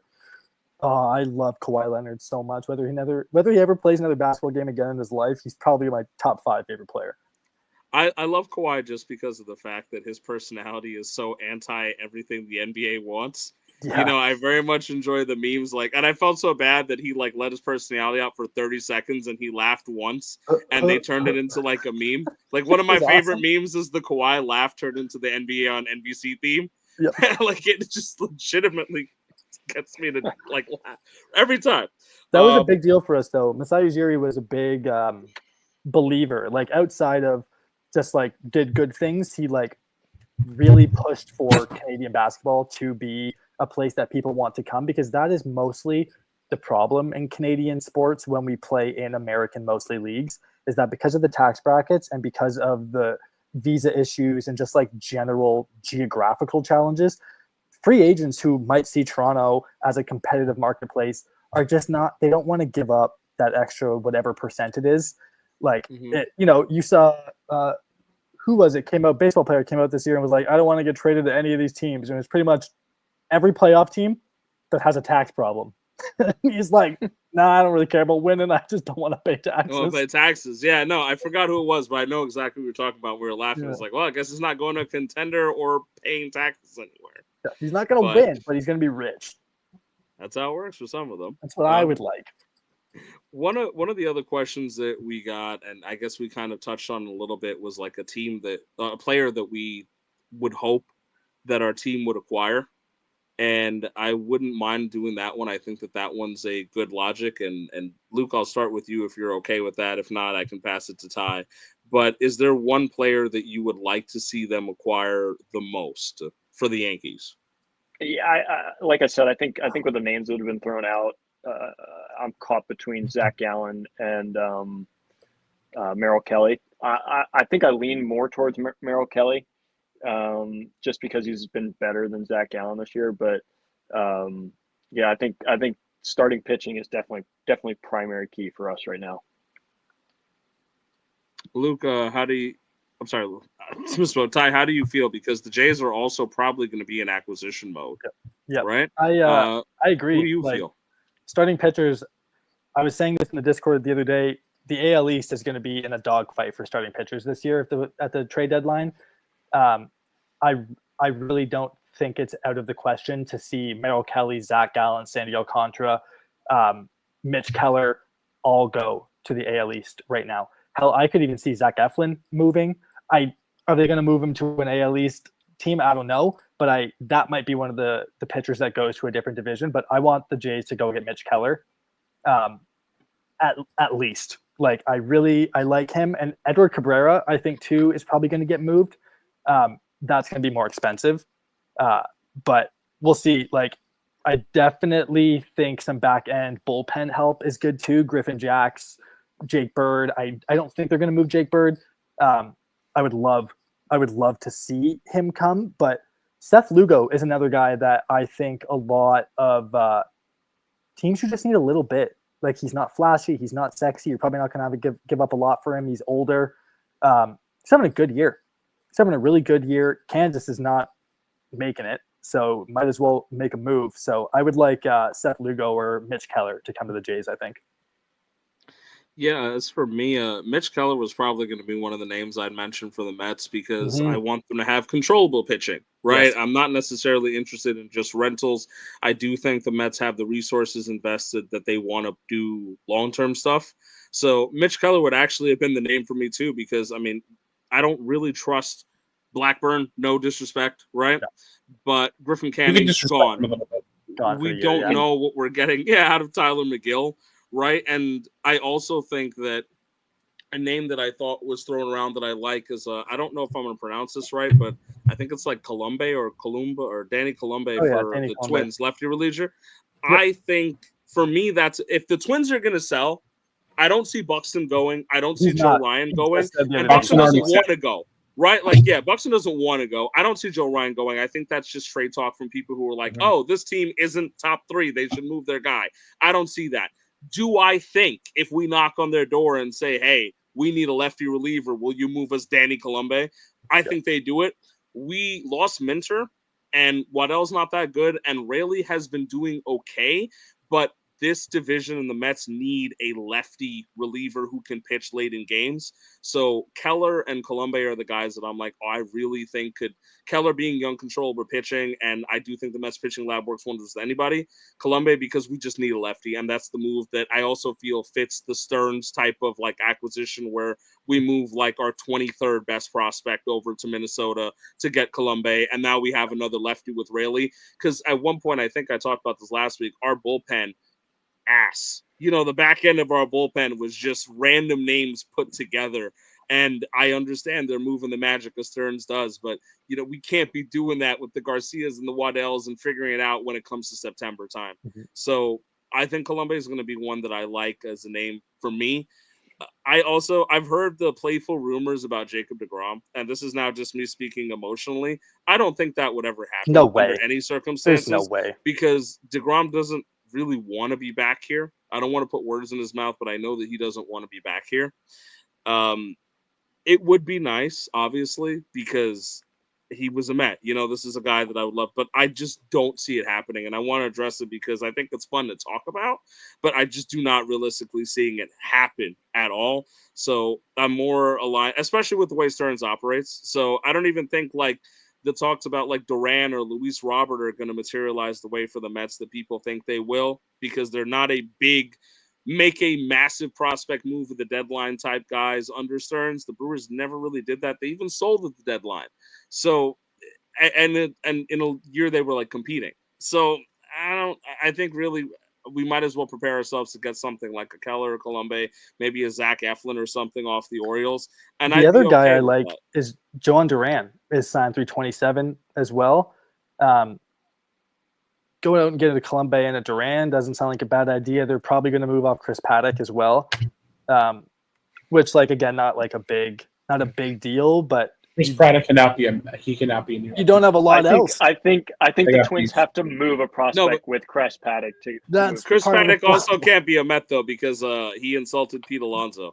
So Oh, you know, yeah, that's why Peter immediately said Chris Paddock can't be a Met. I'm sure that's what you're referring to, Peter. Exactly. But I missed yeah, like that part. he basically was like, this guy shouldn't have won anything. Like, no, he's not that special. And then Alonso homered off of him.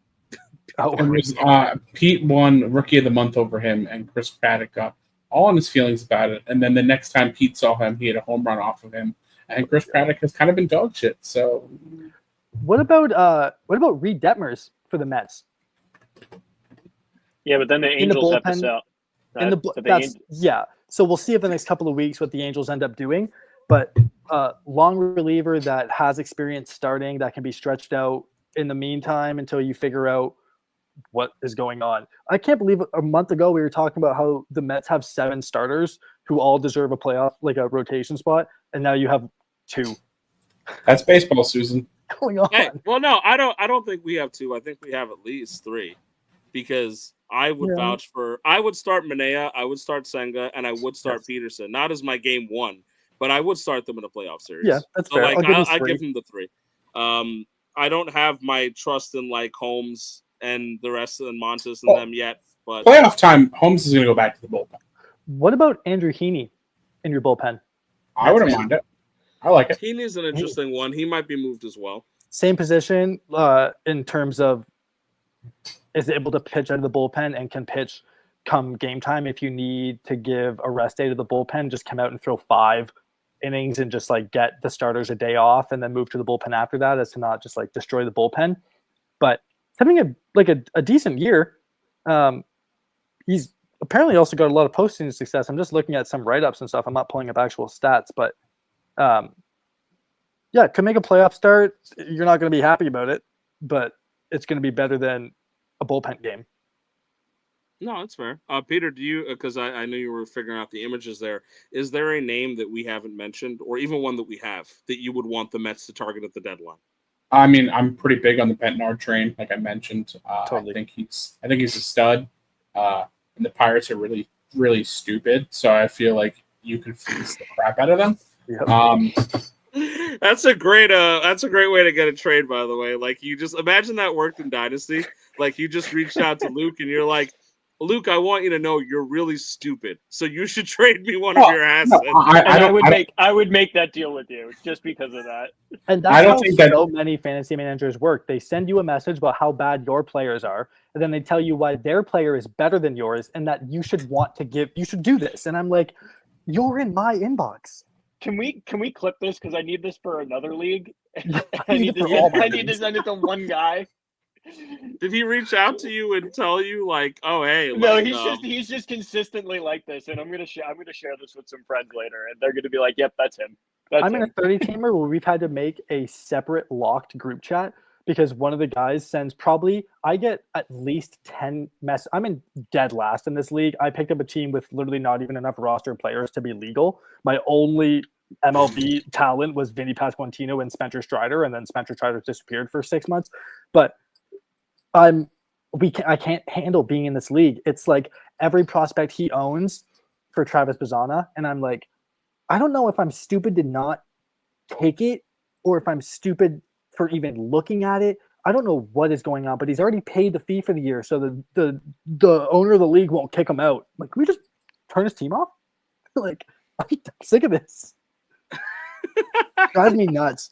I like to be honest in my deals. I like to ask questions. Like, I don't know if I've actually made deals with anybody in the CBL league in this chat here, but I go to someone's team. I look at like, oh, you're starting the 75th best second baseman.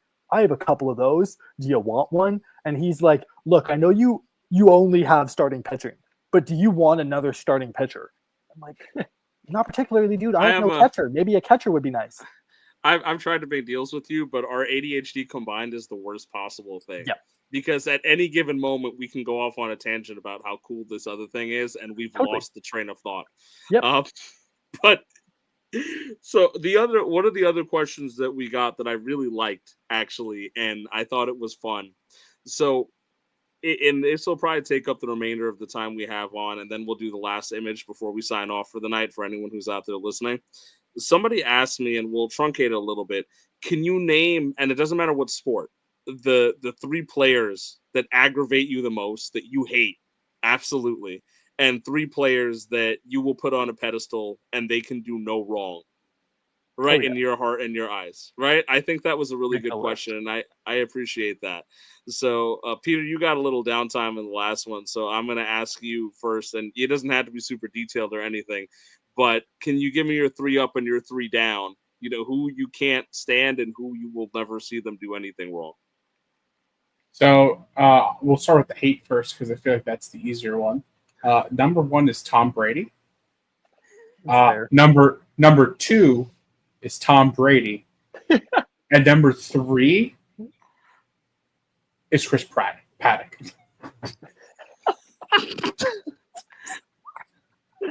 I was kind of upset that it wasn't Tom Brady 3 times. Yeah, I kind of was hoping for it at that point. You had me riled up for it.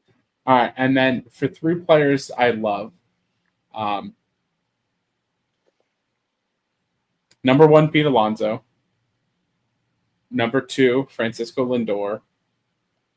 And number 3, Hendrik Lundqvist. Wow. Oh, wow. That was awesome. I think that makes sense. No, that honestly makes sense as to where you feel. Ty, you look like you're giving it a lot of thought. I'm just not somebody that like hates on a lot of things. Luke's gonna disagree with me right now because I spent the whole day talking smack. But like, You got a lot to say I about got Will it. Warren, buddy. I Like, got it. come on. You might just be offended, Luke, because that might be your cousin or something like that. But Luke, you got to go, and then I got one more guy to think about, and I'm like right there. You want me to go first? Yes, please. All right. I guess for hate, can I do Jose Altuve 3 times? Is that cool? Like, so you hate Altuve that much? I gotta be like, that's fair. If so, I think it's close between Jose Altuve and Sidney Crosby. Like, I hate Sidney Crosby, and all like in the most respectful way. Like, one of the best hockey players of all time. Just hate him. Just hate him because he's a Penguin. Just hate him because he terrorized the Rangers for so long. So you got Sidney Crosby, you got Jose Altuve. Those are good, logical answers. Yeah, I know there's hate in your heart for somebody else. There's got to be somebody there that you're running from, and it's okay. You know, I feel like the hatred for Carl Pavano just like is erupting in me.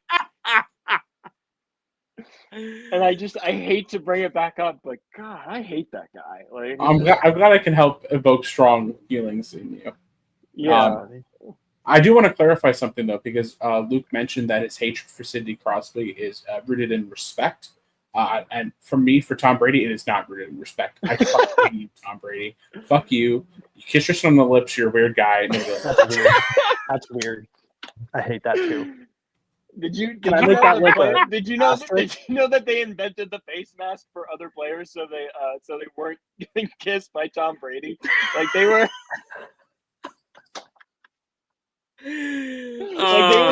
they were genuinely afraid, so they had to invent the face mask. Makes sense.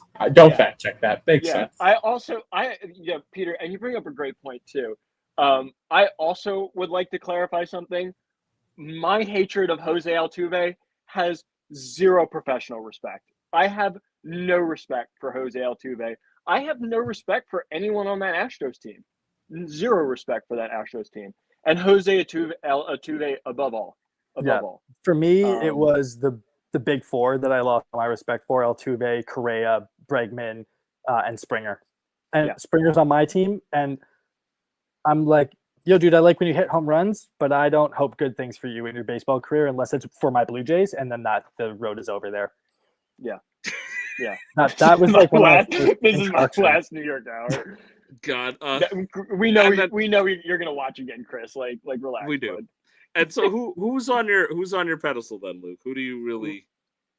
My pedestal, that can do no wrong. Yes. No, like legitimately. Can legitimately do no wrong.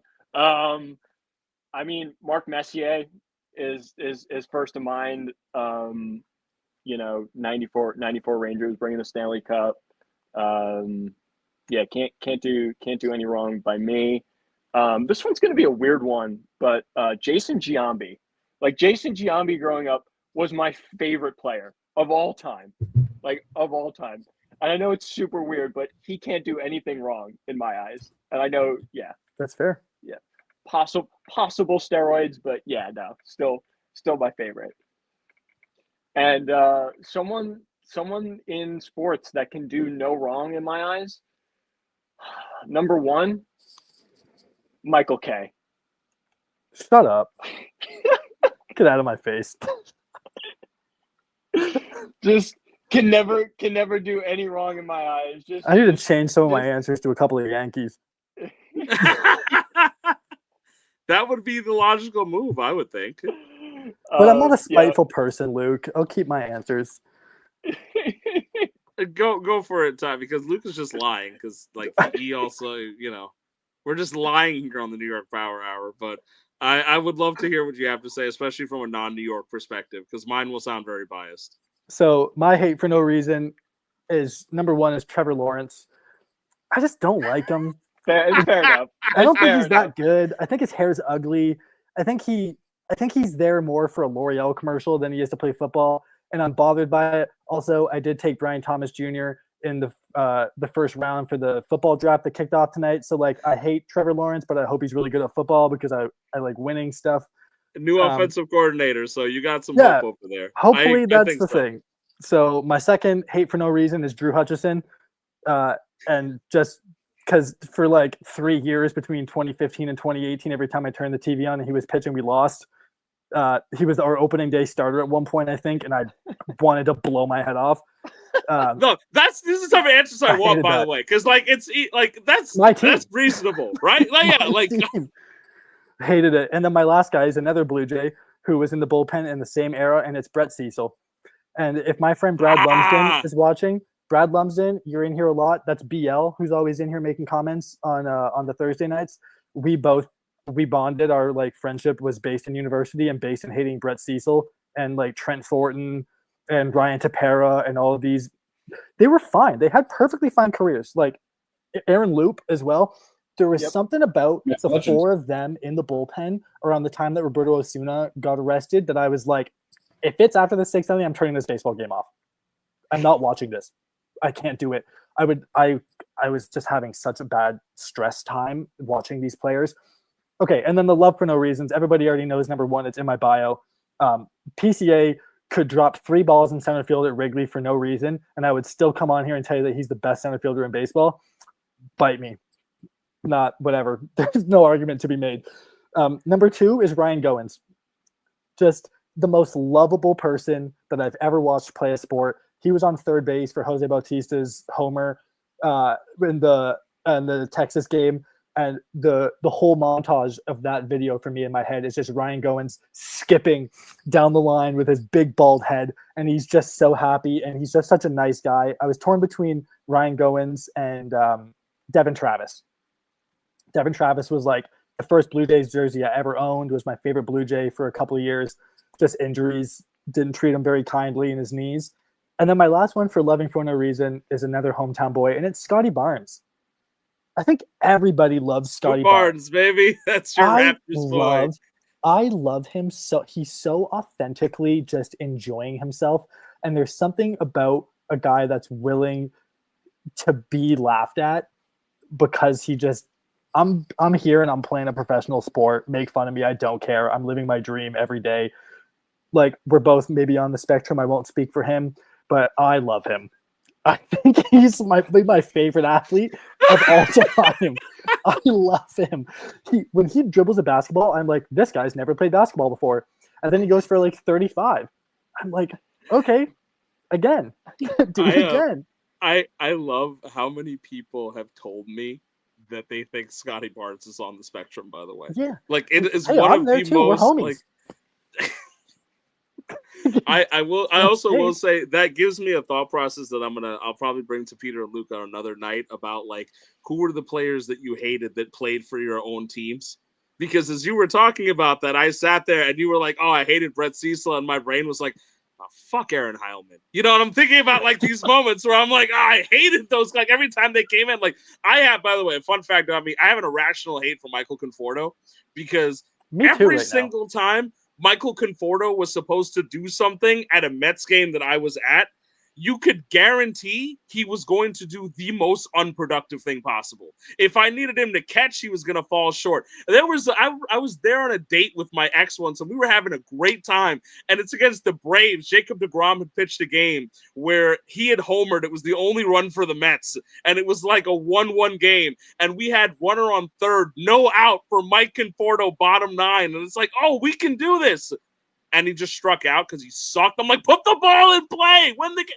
And this is one of many occasions that Michael Conforto drove me nuts. So, like, I thought about that, and I'm like, I'll bring that up on the next Power Hour. We're thinking about the guys that we hate. The guys you hate too are, you know, it's always the guys who are coming up in the 9th and the 8th and who are going to change the game for you, whether that's like a hitter who kind of always fails in the light, or whether it's like, I'm sorry, Philadelphia Phillies fans, but you can keep Jordan Romano for the rest of his career. Canadian or not, I want nothing to do with him. Keep him so far away from me. I can't. If you're going to look like a psycho, pitch like a psycho. Like, that's all I'm asking. If you're going to have that Tarek Skubal look in your eye the whole time and you're going to throw balls 45 feet for no reason, just the other way, just don't do that. Just don't do that. I just want to tell you, Ty, if you ever move to New York and you want to be part of an actual New York, your energy is so welcome on this kind of stuff. Like, you fit so well onto all this stuff. We'll just bring you in when the Jays play the Yankees again. We'll bring you in as our Canadian consultant, because we got Luke for overseas stuff. So we'll call you in. If it's in Toronto, I'll even go to the game and call you from the game. Call live from the game. How you doing, Ty? Well, the Jays just beat the Yankees again, so as you can see, it's real fun out here. And let's go to Luke over there. And Luke's like, nope, turning my screen off again. I went home from the West Coast to go see, I think it was 2022. Jays needed to sweep Baltimore to maybe qualify for a playoff spot in the final 3 games of the year, and we needed Boston to lose. Well, we swept all 3 games. I went to every single game by myself because that's who I am. And we all sat in the stadium and they put the Red Sox game up on the TV and they were like, sorry guys, we've got to turn it off. They want us to leave. So everyone's in the streets. We're like looking into bars. I'm standing in lobbies of restaurants looking at TVs. And then Rafi Devers hits a home run to center field and ruined my whole vacation. And it silenced the entire city of Toronto so fast. It was a bad time. Everyone shook hands and then no one spoke again. Everyone shook hands. That is the most Canadian thing that you've ever heard. Everyone shook hands, and we drank maple syrup and went home. Like, God help me. I do want to give one honorary mention for my like list. Santonio Holmes. I don't know why. I just love Santonio Holmes. Jet was a good guy. No, him and the Braylon Edwards years, like. Santonio Holmes. He's a sexy name with like 19 kids, so I think it was one of those. It works. Wait, was that? It works. Wait, is it him? Isn't that Cromartie? Or they both have like? I think they both have. I think together they might have like 20 plus kids. Not like in New York. They can field a whole football team. They can. They can. I love this question a lot, and I gave it a lot of thought as to like outside my team. But next week I'll come back and I'll ask you guys the same about like your own team. Honorable mention for me right off the bat. It could easily do Tom Brady. It's so easy, but like everybody hates Tom Brady. I have a lot of hate in my heart. So I feel like I can give some names. I have a lot of hate. So, but I appreciate that Tom Brady took up 2 spots for you, Peter, because he could easily take up like all 3 for me and the honorable mention spot. Right. So like that's easy. But I'll throw out some names that we didn't mention yet because they also deserve to be hated. Honorable mention, of course, is Roger Clemens.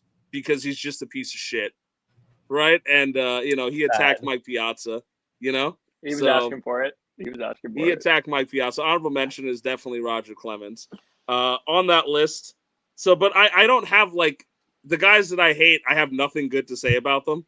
Like Roger Clemens, I can at least acknowledge that I feel like he was a successful, like pretty talented baseball pitcher. So he's on the honorable mention list because I can say decent things about him. But the other guys, number 1. Is John Rocker, because nobody should have anything good to say about John Rocker. He is a complete piece of shit. And the only thing that John Rocker provided that was positive is I think he gave up the home run to Piazza that like was after that 9/11 game or something like that. And that's really the only positive contribution that like John Rocker's ever like done in his life. But and if anybody's sitting there and thinking like, why do you hate John Rocker so much? Just Google any of his comments about like Queens. By the way, because like he literally has gone to like racist, xenophobic ways of like trying to like make people, and I feel like he thrived off hate, so I don't like giving it to him, but he's retired and hopefully dying, so it's okay to give it to him now. So John Rocker's not a good person, so fuck John Rocker. Chase Utley can suffer, really, honestly. He's on that list. Just insufferable piece of shit. Right. Amen. And I know that Phillies fans love it because they're like, hey, Chase Utley's a good guy. Chase Utley maybe should be in the Hall of Fame. You are allowed to have your wrong opinions, but Chase Utley's a piece of shit. Like, the character clause wasn't put in for guys like Chase Utley to be out of the Hall of Fame, but man, I wish they would. Dirty player, asshole, just not somebody that I respect or like. screw Chase Utley. We're not like I have nothing good to say about Chase Utley. Right? Some of those guys on those like I hated Jimmy Rollins, but I respected his hustle. Right? Like so I could when Luke was talking about you hate these guys out of respect for some of them, right? Like I could do that with some of those guys. No, not with Chase Utley. Dirty ass. No. So yeah, I mean the Phillies actually did have some like Ryan Howard and Shane Victorino. Oh, love them. It was hard to hate them. Yeah, love I Ryan hated Howard. them, but I hated them in the way that I hate Chipper Jones because they were good, right? Yeah. Like, and I hate Chipper Jones in that way too, where I hate Chipper Jones. And I feel like there is a love-hate relationship for the Mets. He named his kid like he knows where he stands. Last on the list is Reggie Miller because, like, how do you get to a point where you don't win a title? You don't win a title. You inspire Tyrese Halliburton to also not win a title. And people are like, wow, what a guy. Reggie Miller, we're out there choking. Like, he's out there, like, doing this symbol. They're doing this out here. Like, first off, like, no, like, people were doing, if you got a choke symbol for me, talk to me about The Undertaker. Like, this is not Reggie Miller's thing. So, how do you get so famous or infamous for not winning a title? Like, why do we sit here and we're like, man, that's our guy, Reggie Miller. How many chips does he have? Same as me.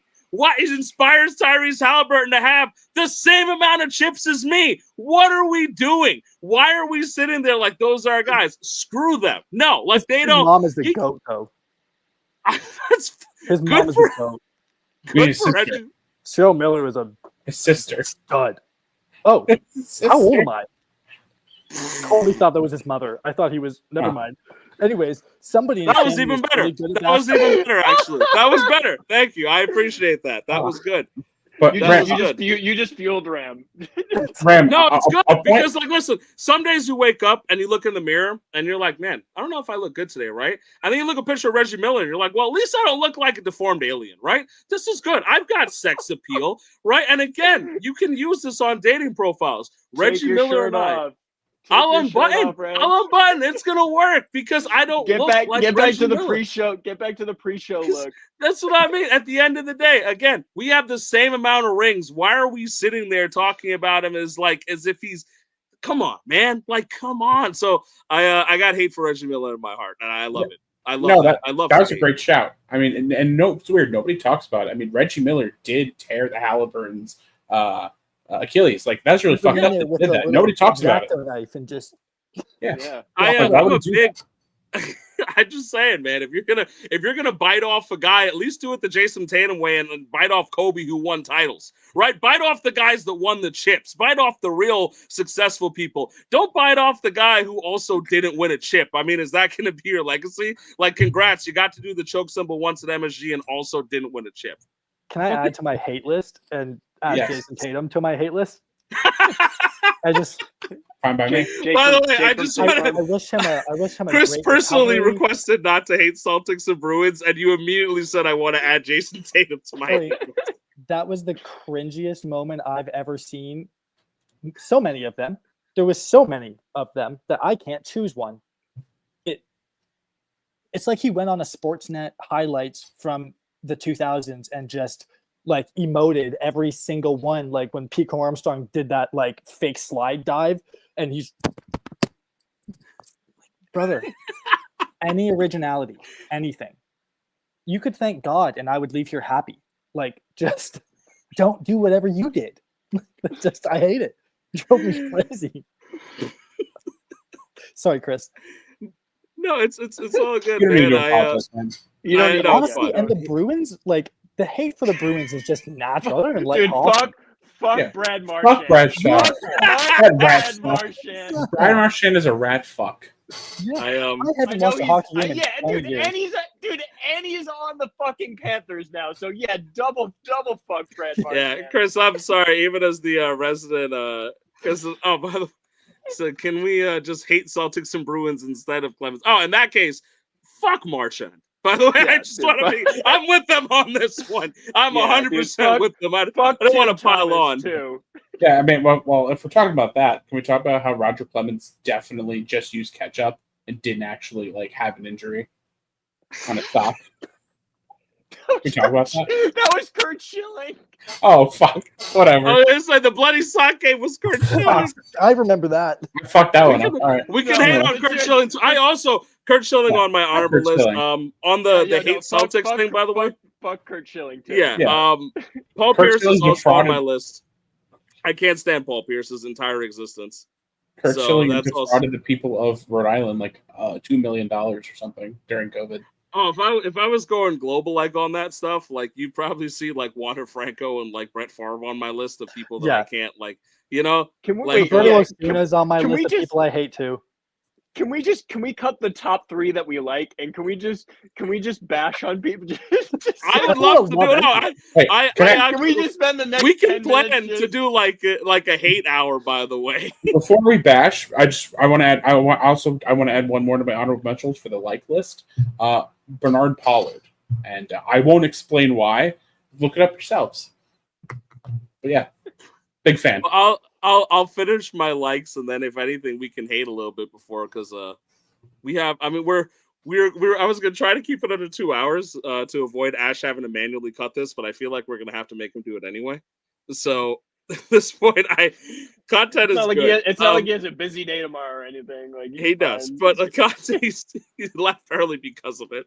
And Ty does his busy day tomorrow too, and he's still here with us because he's also fueled by hate. I love to hate. I have a lot of. All right, I'll give love, and then we can go back and cycle around to hate more people because I do think it's actually very funny. This is great. I have a lot of love for David Wright, obviously, because I learned baseball and learned the underdog Mets, and Jose Reyes might have been in this spot if he didn't turn out to be a jackass and domestic abuser. Yeah, because Jose Reyes was one of the reasons I liked the Mets in the first place and got really into like him and Pedro and Beltran and Delgado. Like I loved those 2000s Mets a lot, and Reyes was the most excited player at the time, but Wright was the captain, and I know that that's going to come up later when Peter has his final word, so I'm not going to speak more on that because I know what he'll want to say, and I think it's right. No, you can speak on it. Speak on no, that. I mean I do think that Wright embodied that captain thing for the Mets, and we don't have that many guys like that, but nobody had a bad word to say about David Wright, and I'm really happy that that was one of our guys. Like he was a career Met, he was drafted by us. He loved it here. He embraced the spotlight. He embraced the pressure. Yeah. Every single person, baseball fan, teams just had nice things to say about him. And I really love that one of like the good guys was our guy. So I love David Wright and I have nothing but good things and praise to say about him. It is miserable to me that he was going to miss out on like the Hall of Fame because of injuries, that he didn't get the MVP that he earned in 07, and that he overall missed out on the tail end of his career and got hurt by like the fastball to the head and Citi Field's changeover and everything like that. But he was really special to me and us, and it's nice to say good things about him. I will also say nice things about Jalen Brunson because with respect to Carmelo, who I love, and I enjoyed his time with the Knicks, Jalen Brunson has made the Knicks more relevant than they have been since the Ewing years in my lifetime, and I cannot say enough good things about how cool that is because we talk about this a lot, like New York media, New York presence, and all that stuff. But to come here and embrace that and take a team that was kind of like directionless with Leon Rose and all that and fix it, and now you're on the national scale where like you're good enough that people are hating on you. Like they're not making fun of the Knicks; they hate you because you're good. I'm like, all right, we made it, baby. You know, like Jalen Brunson's a big star, and I love him. I love everything that he's done for the Knicks, and he is just a very fun guy to be around. He's very likable, and so I've got a lot of great things to say about Brunson.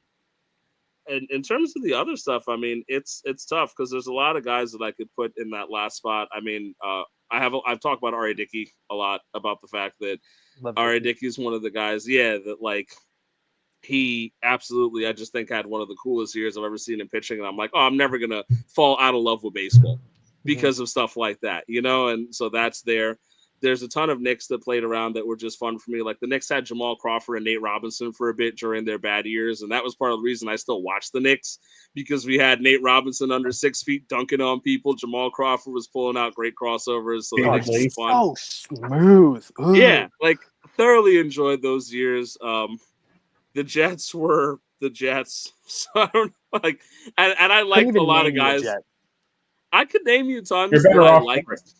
too, but it's just fun because I'll tell you a Jet that I really loved. Nick Mangold. Nick Mangold Yep. was an outstanding Jet, right? And he was a guy that I really liked. But I was going through my teams in my head, and I'm like, who do I like having unnecessary love for? And it might actually be, some of these guys now like Lindor, because Lindor and Alonso. I mean, I want them to stay Mets for the rest of their career, and so it's cheating to name them both, kind of. But the current Mets are so much fun. I really do enjoy their existence, and I do think that Lindor captainship discussion is going to be a big one.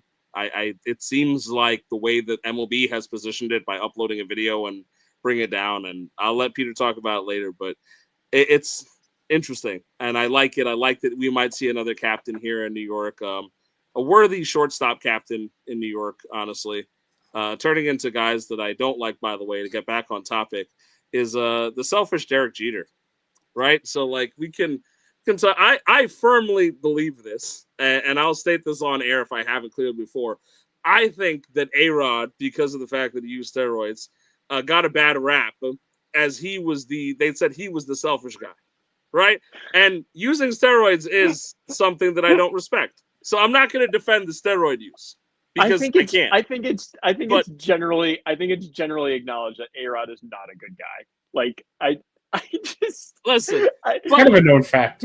He comes to town. He comes to town, and some guy's supposed to be a leader. He's supposed to be the captain and supposed to look at the guy who's the better defender and say, you know what, you should play defense here at shortstop. I'll move, because as a captain, you delegate. As a captain, you take responsibility and accountability. And Derek Jeter says, you know what, A-Rod, I realize that you're the better hitter and you're the better defender, but I'm Derek Jeter. Don't you know who I am? Don't you know what I mean to the New York Yankees organization? How dare you come in here as the better player? How dare you come in here and make me the second best shortstop on my own team? No, this is not going to happen. You're going to third base so I can have my legacy as a guy who made a jump throw once and made it look cool, even though it was incredibly dramatic and not needed. And I get to live and be Derek Jeter, and you will be banished to the shadows as Alex Rodriguez of third base. Oh no! Yeah, he's going to be banished over there, because when you play have the hot corner, you have to play the hot corner, and I have defensive inefficiencies as Derek Jeter, you will cover me because your range is so good as an infielder that you'll actually make my defensive stats look better towards the end of my career. And people will mistake that for me being a good defender. So this is how it's going to work. I'm Derek Jeter, and that's what he did. And so for me, I don't get how you guys sit there and you're like, we'll build a statue of Derek Jeter. We'll name our kids Derek Jeter 2. That's half of you guys' email passwords, right? It's like Derek Jeter 2 ! Or like the captain jump throw ? Right? And so I don't know how this is a thing and I don't hate Derek Jeter. I just hate that A-Rod got the rap for being the selfish one, when in reality, the captain was the one who took over and was the selfish one.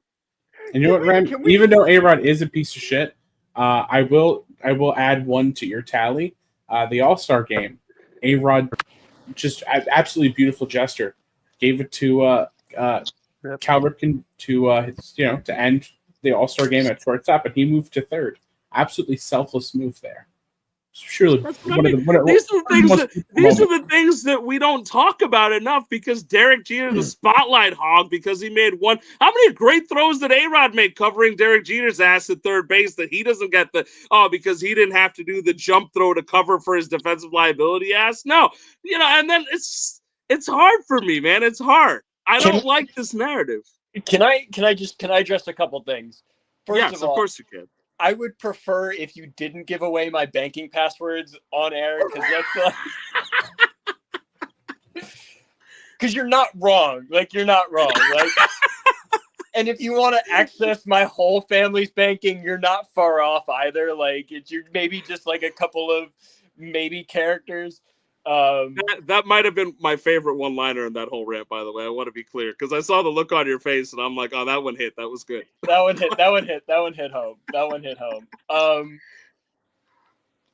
I don't know. Like, I don't know. I just no. The one thing that gets me is you're like I hate Derek Jeter. Like it started off, and then you get to the end, and you're like, no, I don't really hate Derek Jeter. Like you just went like No, I don't hate Derek Jeter. It's like, do you watch hate the wrestling? idea Like, of Derek so Jeter. yeah, it's like there was this one of the best promos in wrestling ever was CM Punk's pipe bomb to John Cena, right? And one of the lines in there is like, I don't hate you, John. I actually like you a lot more than most of the guys in the back.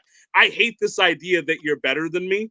And so it's that concept for me where it's like, I don't hate Derek Jeter. He's obviously a very important part of Yankees history and thus baseball history, right? And I respect that much. I hate this narrative that he's unselfish and that he's the class act guy. He is also selfish. This is not a guy. I mean, he literally, I think I remember was talking about, he was so much about his career, he wouldn't even consider having kids because he was like, no, I'm not going to have kids because baseball is going to come first. My career is going to come first. He said this. He didn't want to, but that makes him less selfish. Like he's so devoted. No, he was like, so much about his career. He forced everybody else to accommodate him. Because you're giving Peter crap about being upset that Brett Beatty's getting married and he should be married to the game. And now you're going to go here. And now you're going to come here. You're going to come here. If Peter's actually upset, about Brett Beatty getting married because he didn't want to have kids and he is devoted to the game. I call bullshit on that. Bullshit. Ram, how are you going to get me on Luke's side? Yes! You're not actually upset. You're not actually upset about Brett Beatty getting. You're not actually upset about Brett Beatty getting. I don't give a fuck at all. That's what I'm saying. I'm like, let's not. God help me. I don't care. I am yawning on stream, so I have one more thing to add, and it's a hate mixed with love because the energy in the room right now, I'm not gonna be able to sleep if I go to bed with this much hate in my heart. So I hate Eric Kay, the communications director for the Angels, for what he did to Tyler Skaggs. Yeah. And I also love Yordan Ventura and Jose Fernandez and Tyler Skaggs. And that's how I want to end my part of the show, is just paying my respect. 1,000%. I will agree with that also, because I thought Jose Fernandez was one of many who was taken from us too soon. But oh my God, even as a Mets fan, I look at him the way that I look at Yuri Perez now, where I was like, wow, you're good for the game. You're so good that you're good for the game. And loved baseball, loved it on both sides of the ball too. Like, just really, really was happy to be involved. Great ambassador for the game. Like, someone you just can't, like, kind of like a David Wright, you just can't hate him even if he strikes out 12 of your guys. You're like, yeah, but he's so nice. Like, he's just like a really cool dude. And the game back was probably one of my favorite baseball moments. Was the D Gordon home run. It's probably one of my favorites. Might just be a whole top 10 favorite moment for me in my existence to witness that. That was amazing. Like, take the first pitch on the other side of the plate and then hit one of your career 15 home runs on that day. Nobody thought that was going to happen. That was crazy. And it felt very poetic in that way. Like, you weren't Mets fans weren't upset or anything, because I was actually working. I was working in Citi Field that day, and I remember seeing the home run, and we all just kind of sat there and was like, oh, because they put the memorial up for thing, right? When people were losing the tip off just so that someone could put the ball at the foul line and just pay respects to someone that the game really needed and really enjoyed having. So that's how I want to end my time. You were all great. I would join you in the back room after this, but I got to close my eyes and go to sleep. I got stuff to do all day.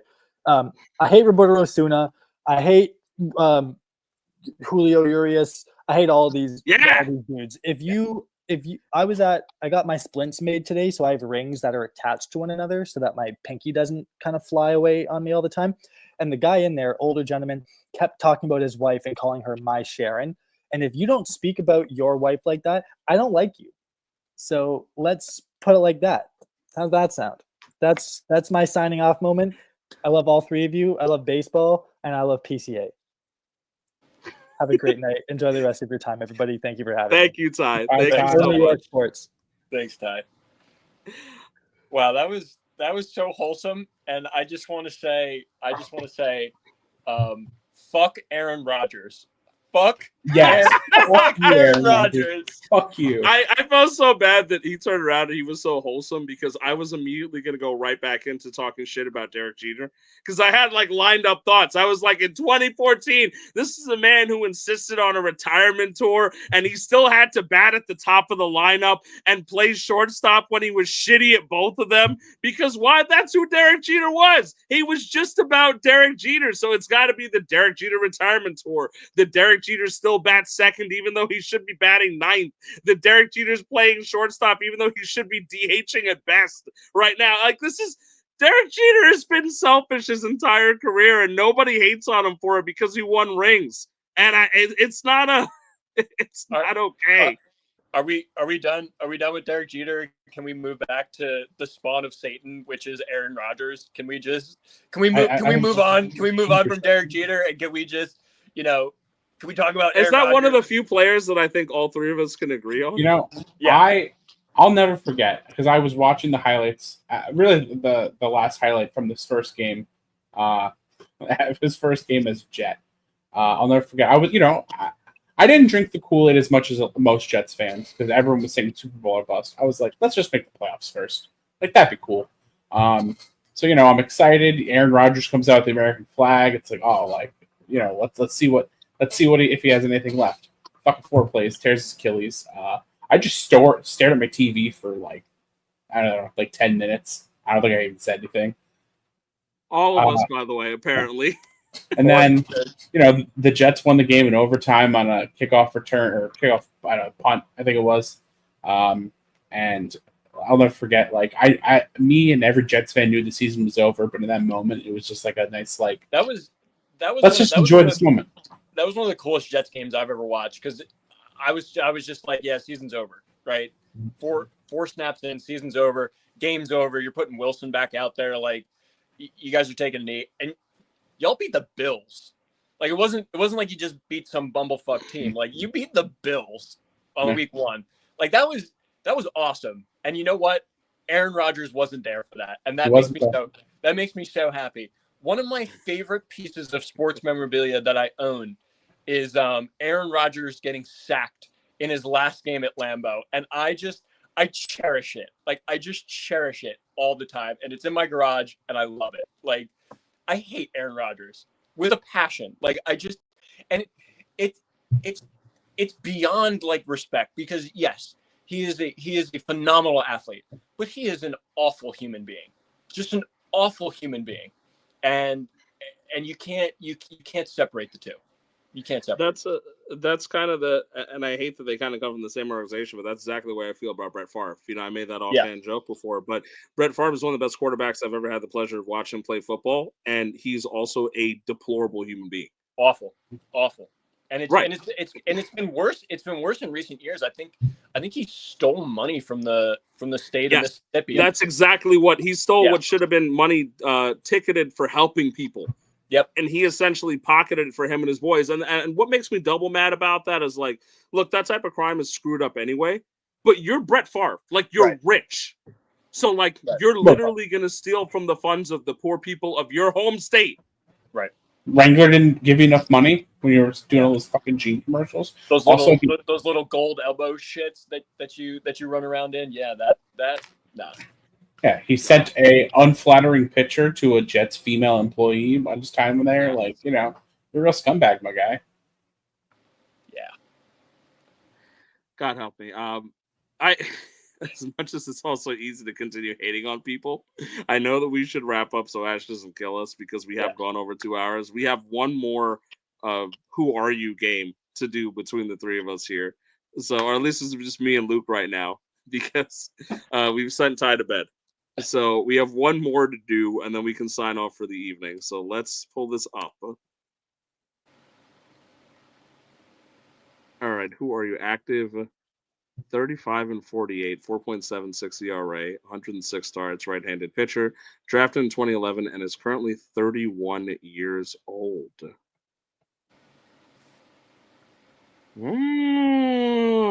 Okay. Okay. Is this a Mets and a Yankee guy, or is it just one or the other? Just one. Just one.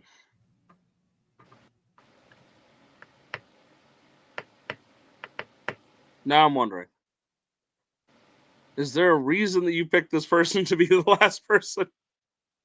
I didn't pick him for the last person. That's just kind of Okay. how it happened. Okay, that's fair. That's fair. 35 and 48. Luke, you have any thoughts on this one? Nah.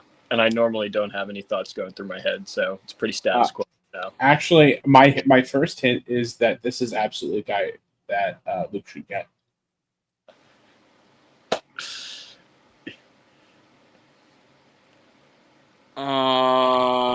Okay, let's see here. 4.76 career ERA. So Is he we a might have start? talked about this guy on the show. Is he a starting pitcher? He is not a starting pitcher. Is it Luke Weaver? It is Luke Weaver. Fuck yeah. This is, in fact, a Luke Weaver podcast. Yes. Yeah. There we go. See, I didn't just put all bad Yankees. I picked some good ones. I appreciate it. I mean, you wanted to throw the bad stats up there, but that's okay too. Like, you know. I mean, listen, his career stats aren't great because at the beginning of the year, he was his career. He was a bad. So career stats don't always paint the whole story because, like, he threw up R.A. Dickey and I called it right, but R.A. Dickey's career stats are bad. Yeah, but like his one specific amazing year was magical. Yeah, right. Yeah. No, he had 3 good years with the Mets. Let's calm down, guys. 3 good years. He had 1 elite year with the Mets. I know, but I mean, like, that 2012 year was like ridiculous. Like that, we may never see that again. That's what hooked me on baseball. That's like I liked it, but like that 22, it was like thinking about it, like the 24 Mets season, like brought me back to like when just being a kid watching R.A. Dickey. I mean, I was in high school, but you know, like I'm like you're not. You're like I was a kid in 2012, and I don't know. When you're 30, you're like anything under the age of like 24. You're a kid. God help me. All right, for the sake of keeping our show where we can clip it and Ash won't fire us, let's wrap things up here with our final thoughts of the night because we've had over 2 hours for our New York Power Hour that had no actual substance, which is really the best part of it all. I think that's when we're at our peak. We were at our peak tonight. Yes, I think there were a few one-liners on there that, and I don't want to apologize to any of the Yankees fans that I gave out your banking and email password for the record. But Peter, what if you don't talk about the Lindor thing, I probably will. So if you want to go for it, what would be your parting thoughts for the evening? So, I don't know if you guys saw, but MLB posted a video on their Twitter and then promptly deleted it, talking about how David Wright was this wonderful captain. For those of you who don't know, this weekend the Mets will be retiring David Wright's number as well as him going down in the Mets Hall of Fame. Honestly, I feel like I don't know how they're not both the same thing, but I digress. So yeah, that's happening. The Mets have not had a captain since David Wright retired, and fans have been clamoring for Francisco Lindor for quite a while. In the video, it talks about David Wright's career and then goes into how Francisco Lindor is that type of player. I cannot think of a more deserving player. His teammates have all said wonderful things about him, the kind of guy he is. The 2024 players-only meeting that people say turned the season around with also Grimace. Lindor led that.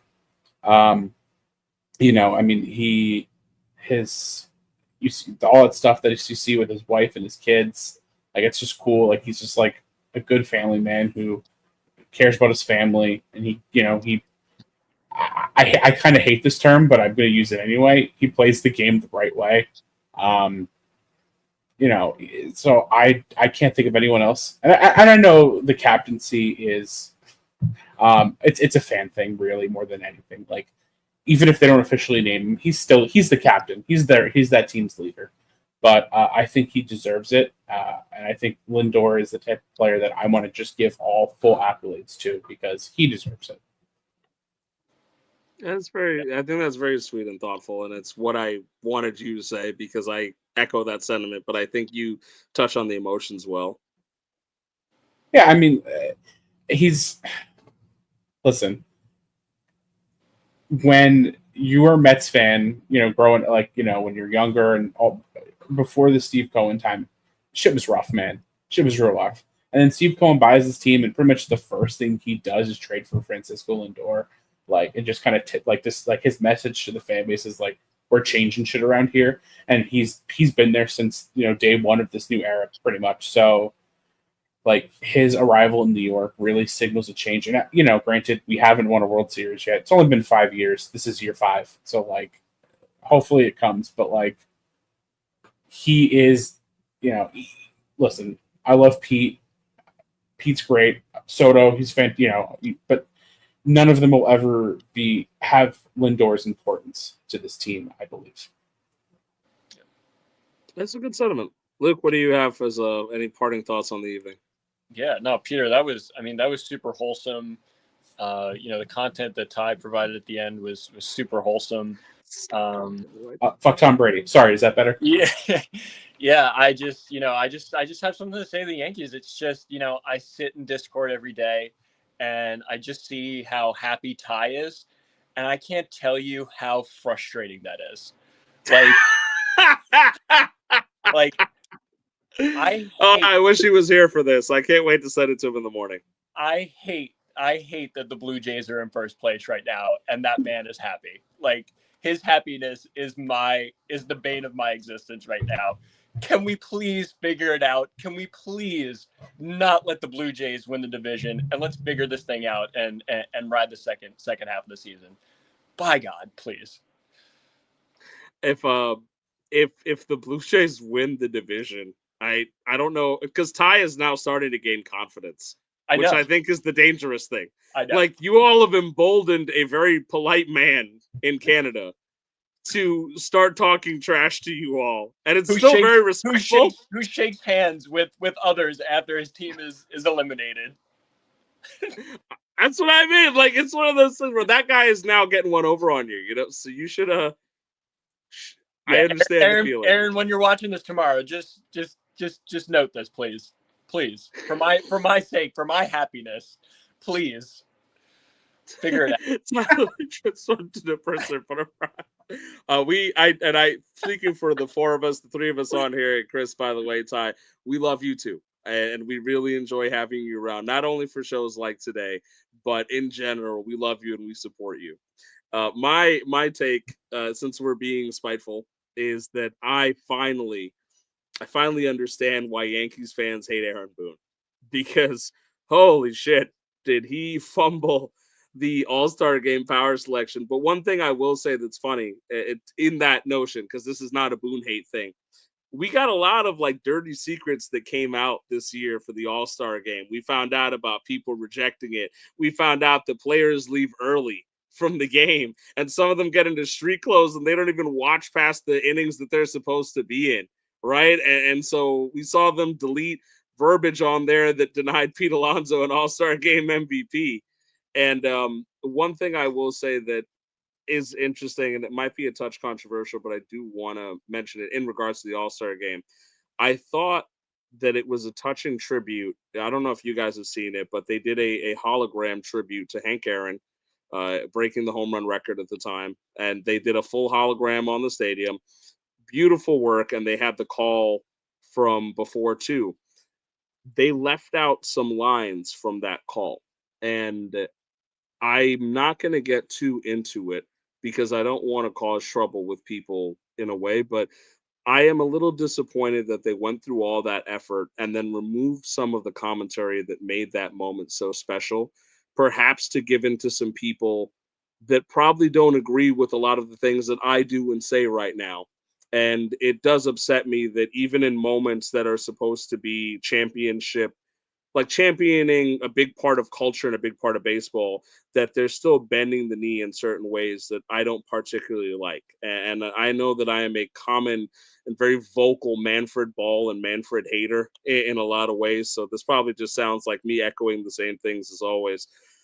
But it is what it is in regards to that. But I will say that it's interesting to see how much stuff has come out of the woodworks about like the dirty truth of the All-Star Game and what's gone on the last couple days. But I give them credit for trying the swing off and trying to do something different. In the same way, I will also say that ESPN sucks at doing the home run derby. And I hope that it gets taken away from them, because part of the fun of the home run derby is watching where the balls land. And if I can't see the balls being hit and landed, and I don't have Berman going back, on, you've lost me, ESPN. You know, I'm pretty sure that we had a swing off for like a few balls last night, and Fox did it better. Do better, ESPN. Anyway, now that I've got some more hate out of my system, we're going to wrap up for the night. Speaking on behalf of Ty, Luke, Peter, and myself, thank you for tuning in to the New York 2-hour Power Hour. We hope you all have a good evening, and we hope to see you again next week for some more horseplay. You all take care and have fun. All the best to you, and good.